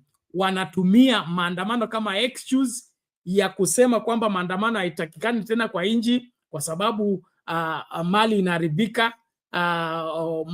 watu wanachoma, stations zinachomwa na magari ya serikali inachomwa ama risijui imeibwa. So tuachane na maandamano kwa sababu inasaidia watu kulinch police station. That is an excuse. It is not the reality. Hakuna police station inaachwa bila polisi, na kuna watu wanaweza toka nje wachome police station, kusikuwe na polisi yeyote wa kurusha risasi hata moja, ama polisi yeyote wa kukamata mtu mmoja kwa watu wote wamechoma. Hii vipindi tuachane navyo. The drama that the government is giving to Kenyans, let's call it drama. And time will tell. Time will tell. Kama kuna watu kulikuwa na Kikuyu police station. You people, I don't understand. Police station. Watu watoke nje. They are not inside. Watu wa nje waingie kwa police station. Wanajua kule amari iko. Waende wachukue bunduki. Watoroke nayo waende waweke kwa kawa plantation. Those people must be police officers. Hata ukija hapa kwangu, huwezi tu kuingia na ujue labda TV kwa sababu iko city group. Lakini huwezi kuja tu amari ikuangi kwa reception. Amari ikuwe kwa OB book. So hivi vipindi tunapewa tuachane navyo. Sisi tufuate haki. Na hii haki ni kuna mtu ambaye hataki maandamano. Kuna mtu anaogopa maandamano. Kuna mtu anaogopa namba ya watu waongezeke. Okay? So akiambiwa kwamba Thika Road imejaa, wanakuja town. Lang'ata Road imejaa, wanakuja town. Jogoo Road ndio hiyo wamejaa, wanakuja town. Ambia wazuie wakiwa huko. Wasifike hapa. Kwa nini? Wakifika hapa mambo yatafanya nini? Yataharibika. Not kuharibika tu, wataloot. Itaharibika kwa sababu watakaa kwa street na wasema waendi nyumbani mpaka uresign. So the really issue here sio maandamano ndio mbaya, ni watu wanaogopa Wakenya wakiandamana, kwa sababu kuandamana kwa Wakenya kutatoa matokeo ambayo hawataki. Secondly, kuzuia maandamano ni wewe kushughulikia masuala ya Wakenya inayofanya Wakenya walie. Hiyo tu. Wakati Wakenya wanalia kwamba bei ya unga imepanda, sikiliza, shusha bei ya unga. Wacha kusema mnalia ovyo ovyo, hakuna kuvaa sufuria kwa kichwa. Kile kinachosababisha hiyo is what you address as a government. That's what I know. kama kwa mfano mimi ni pastor wa church, alafu wanakwaya wanalia ati hawana uniform, okay? Na mimi nawaambia hamhitaji uniform, kile mnahitaji ni sauti mzuri. Nataka kusikia bass ikitoka sawa sawa, tena itoke sawa sawa. Maneno ya nguo msiniambie. I will eventually do what? Create a problem in the choir. I will create an opposition party in the choir for failing to listen to their plight and address it. That is where the problem is lying. Wakenya hawatoki kwa nyumba kwenda kwa street kuandamana kwa sababu hawana cha kufanya. Kuna kitu kinawakera. Serikali ishughulikie hicho kitu. Kama haiwezi ikuje kuomba msamaha.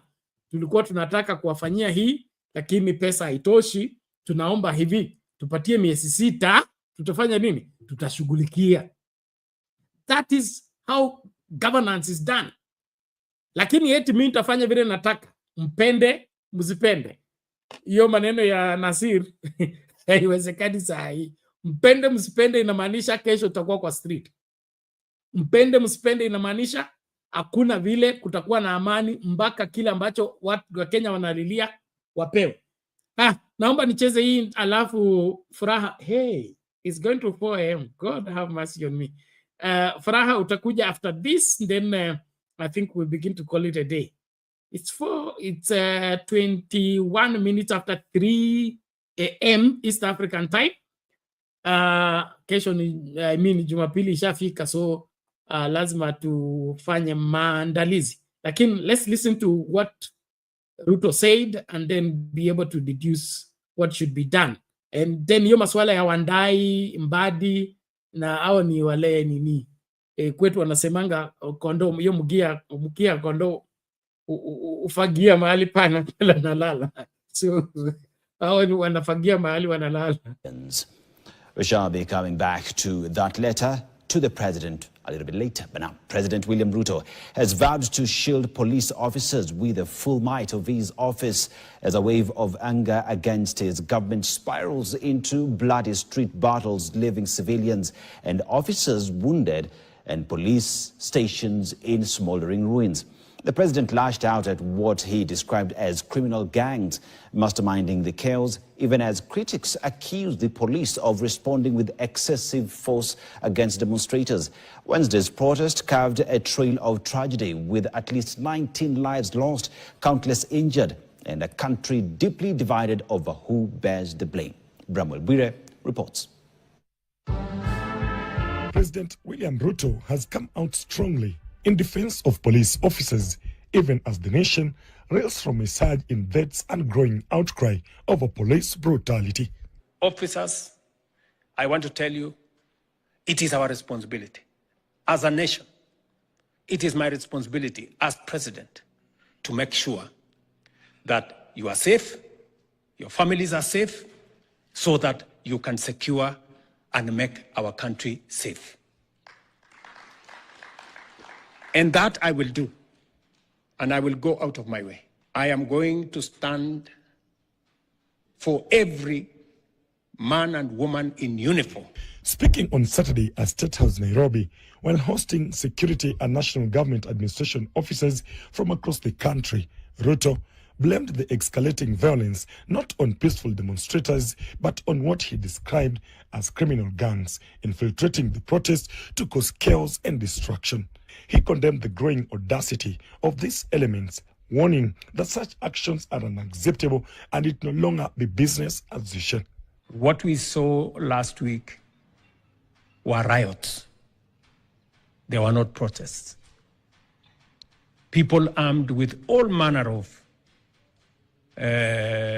weapons, threatening the police, beating up citizens, burning shops.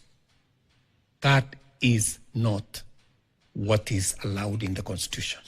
Hatutakubali kama serikali kuangalia wananchi wakiteswa, wakiumizwa, wamama wakibakwa, vituo vya polisi vikichomwa, mahakama zikichomwa, barabara zikiharibiwa, biashara za watu zikiporwa, ati kwa sababu kuna watu fulani hapo ambao ni wakora na wahuni wanajizingisia ati ni haki wanafuata. Present during the event was Interior Cabinet Secretary Kipchumba Murkomen as he vowed full protection for security agents on the front lines. When a police officer is attacked or a police station is burned, no church leader will speak. No foreign envoy will speak.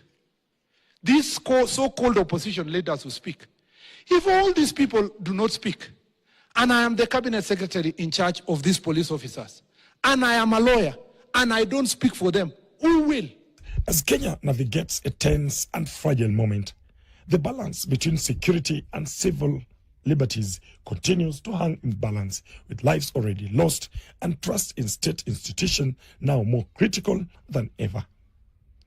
Bramwell Bire, KTN. Tonight, police officers from Kabete Police Station have recovered an AK-47. Okay, mambo ni kama hayo. Furaha, Minister wa Interior anapaswa kuongea ama kutekeleza wajibu wake? Is he supposed to speak for the It's police? interesting because, you know, Yeah. okay. It's interesting because, you know, Kipchumba Murkomen was on the street on 24th. He strode those streets and actually said everything is in order in light of the protests that were to happen the following day. He strode those streets. In fact, some people met him and said hi, hi, hi. People said hi to him. I saw that clip where he was walking on 24th and ensuring everything is okay, up to and including putting razor wires. Even on the 25th in the morning. In the morning. On the midday in the morning, he did a stroll in the whole of city center. Exactly. And I don't know what happened because he had intelligence, he had his people, these are his men. Now, after what happened on 25th, he's coming to tell us now he wants to speak for his men. You know, he wants to speak for his men, for what happened to them, because they were hurt. And you see, he's the CS of internal security, which means he protects me as much as he protects the policeman. But he's keen that, you know, the policeman was hurt, but in his speech, he doesn't care about the people who are hurt, whatever lives. In fact, whether they were goons or normal protesters, a life is a life. If a goon is causing mayhem, you arrest them, you take them to court, and the law takes its course. So I see a government that is very afraid. Ruto has done his reshuffles. I think, is it David Keter, somebody who has been made the commander of the army? You know, so there's a reshuffle that has taken place. He has met his security because, to tell you the truth, the hour was a bit late, but there was a whole squad that got to State House Girls. And the proximity from State House Girls to State House is very, very close. And I imagine that, you know, the protesters decided, you know, the hour is late.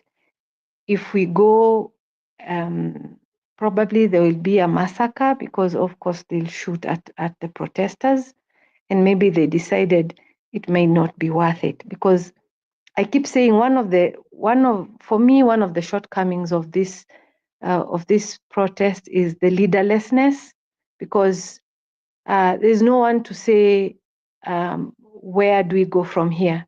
Whenever it reaches a place, it's like you have to think for yourselves at that moment and decide what we're going to do. Even when you say let's go to State House, there's no one who's at the front line leading this. And they say it's for their safety, yes, but it's also in a way a shortcoming by itself, because even without the leaders, people still get abducted, people still get caught, people they think have influence.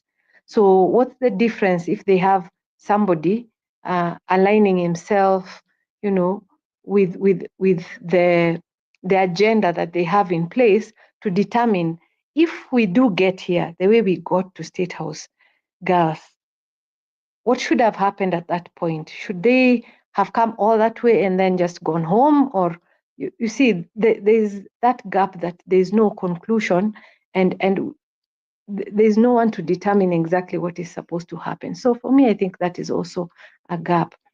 And of course, Ruto will not listen. But if you came into power in 2022, and there have been demonstrations in 2023, in 2024, in 2025, it is a statement, regardless of the numbers. Even if there are not 1 million people, there is a statement that people are saying, we don't want you to lead us up to 2027. It is the surest bet in 2027 that we can send him home. But meanwhile, we are saying they passed the budget. It has a deficit of over 900 billion, almost 1 trillion. How are they going to raise, we already have debts. We never meet our targets. So we cannot even say that we are going to make money, because even with the additional housing, the additional taxes on NHIF, what has been increased since Ruto came into power, it seems it is not getting the deficit. It's not even closing the gap on the deficits, because expenditure is tremendous. It's up the roof. And if nothing changes, that he is keen on protecting his presidency by reshuffling the security apparatus, that's not a sure way of leadership. Because I can tell you this, people are tired. People have lost hope. That is a deadly combination. And if Ruto continues to do what he is doing, he will be surprised.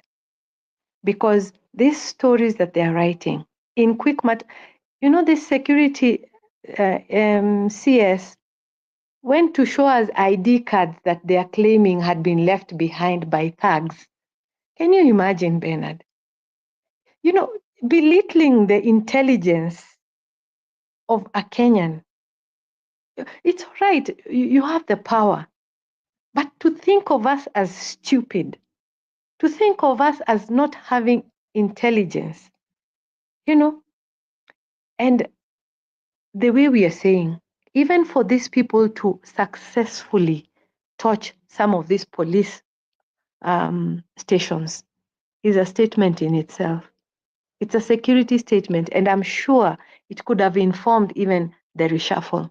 Because anybody sitting down and telling you that this number of police stations were touched and not a single culprit was caught or hurt in that melee, and yet people who were peacefully protesting, ladies, young girls, young boys in the street were getting beaten up, that is a statement that probably even the police force, the police service, sometimes I forget because of how they behave, the police service, even for something of that nature to happen in all these stations is a statement. When we had the police Friday that Eric Omondi initiated on Friday, there are a lot of policemen who came out and made that statement that I will serve, I will protect, no more killings. There are a lot of police who came out and supported that initiative. And majority of them are young policemen. So I think we are not going to throw our hands and say, Ruto atafanya vile anataka mpaka 2027. If it has to get to 2027, then it will get there. But before it gets there, I don't think we are just going to stop trying. We will try. whatever means. If it's recalling MPs, if the Senate comes and we recall a few and it becomes an example, you know, some of those people will change tune, you know, just the way Rigathi changed tune when he was impeached. All of a sudden he wasn't the twin of Ruto. Vitu zote zenye walifanya pamoja, zingine ana claim no, I was very against the brutality.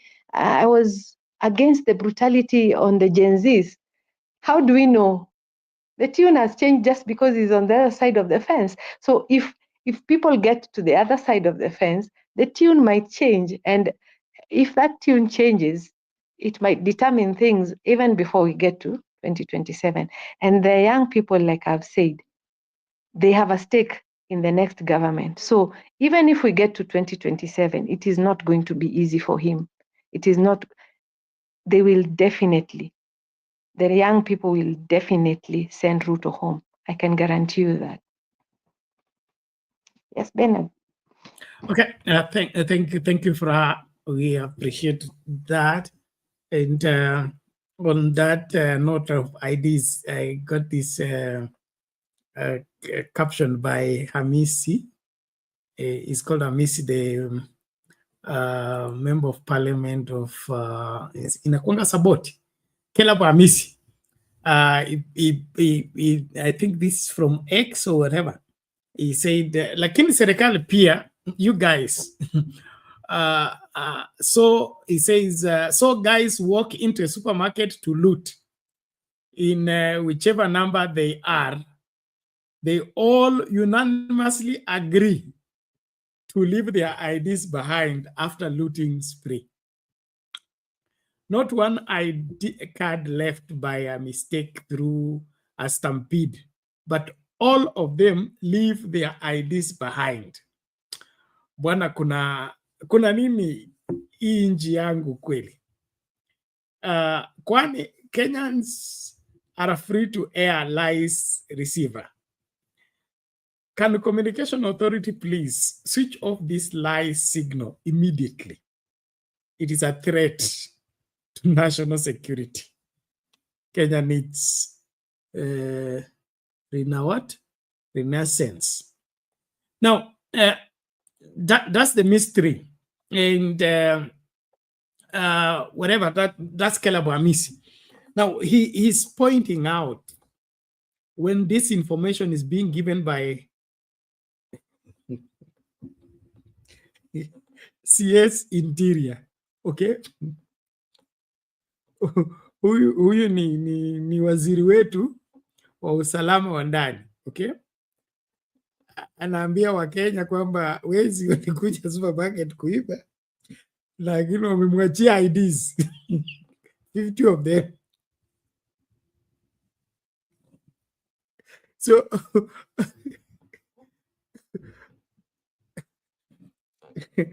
I think when I grow up, maybe I will understand, but this is when it's not coming from a cabinet secretary. It should be coming from hata head boy wa shule hawezi kufanya hiyo. Head boy wa shule hawezi kufanya hiyo.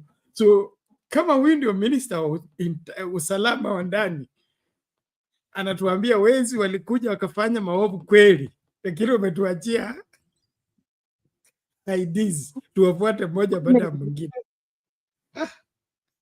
Comedy. I think so. And that's why nasema hii drama iishe tu, tukuwe na serikali ambayo tunaweza kuiheshimu na inaweza kututekelezea matakwa yetu, lakini hii imetoboka. Mami, dakika moja tu, neno la mwisho, sisi tufunge. Tutaendelea na hii mazungumzo hiyo kesho katika later on in the day. It's already Sunday. We have not finished. We only came 50%. Okay, Penat, I think I don't have anything to add. Tuombe Mungu. Yes. Na Wakenya tuchue tuko peke yetu. Right. Thank you. A good note to end there. Please, let's remain vigilant. Let's be focused. And then, of course, stay safe. Stay safe. if you can. Don't put yourself in the war line and don't expose yourself too much. We are still dealing with an in-between government, okay? You don't know the people attacking you. Are they police? Are they enemies? Or are they thieves? So please stay safe. And of course, be your brother's keeper. That story Fra talked about, tulindane, tuokoane, na tusaidiane. Hii nchi tutaikomboa kabisa kabisa, na tuko karibu sana na huo ukombozi. Tusukume tu kiasi tu, tutawasili na kila mtu atafurahi. Tukutane tutakapokutana. Siku njema.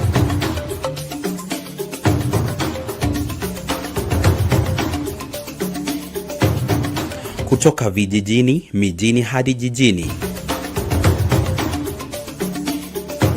Hii ni Sound County Talk Live.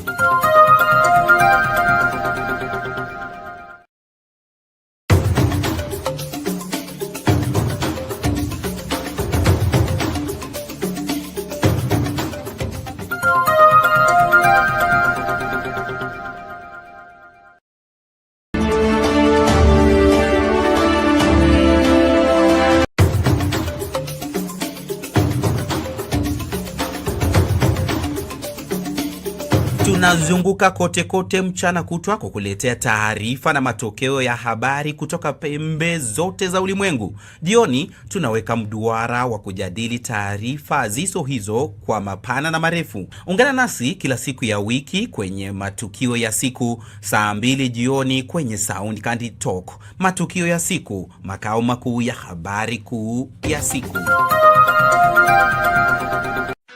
You've dreamed about the perfect wedding, the dress, the vows, the happily ever after.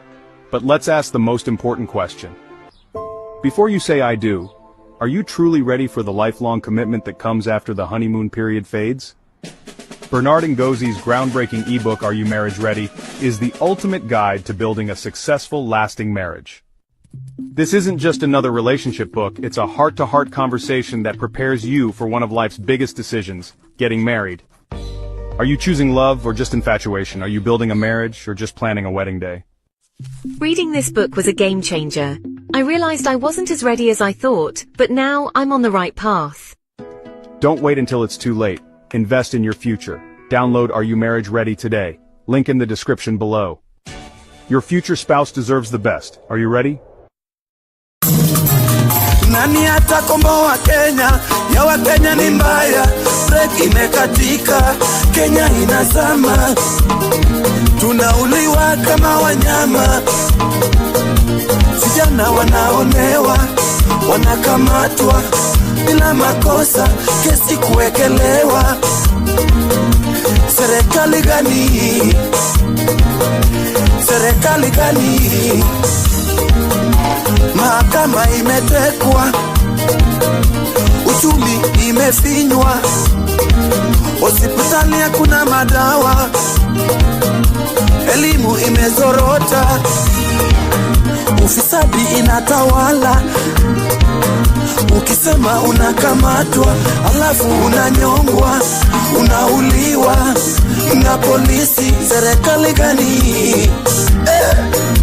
Serikali gani? Nani atakomboa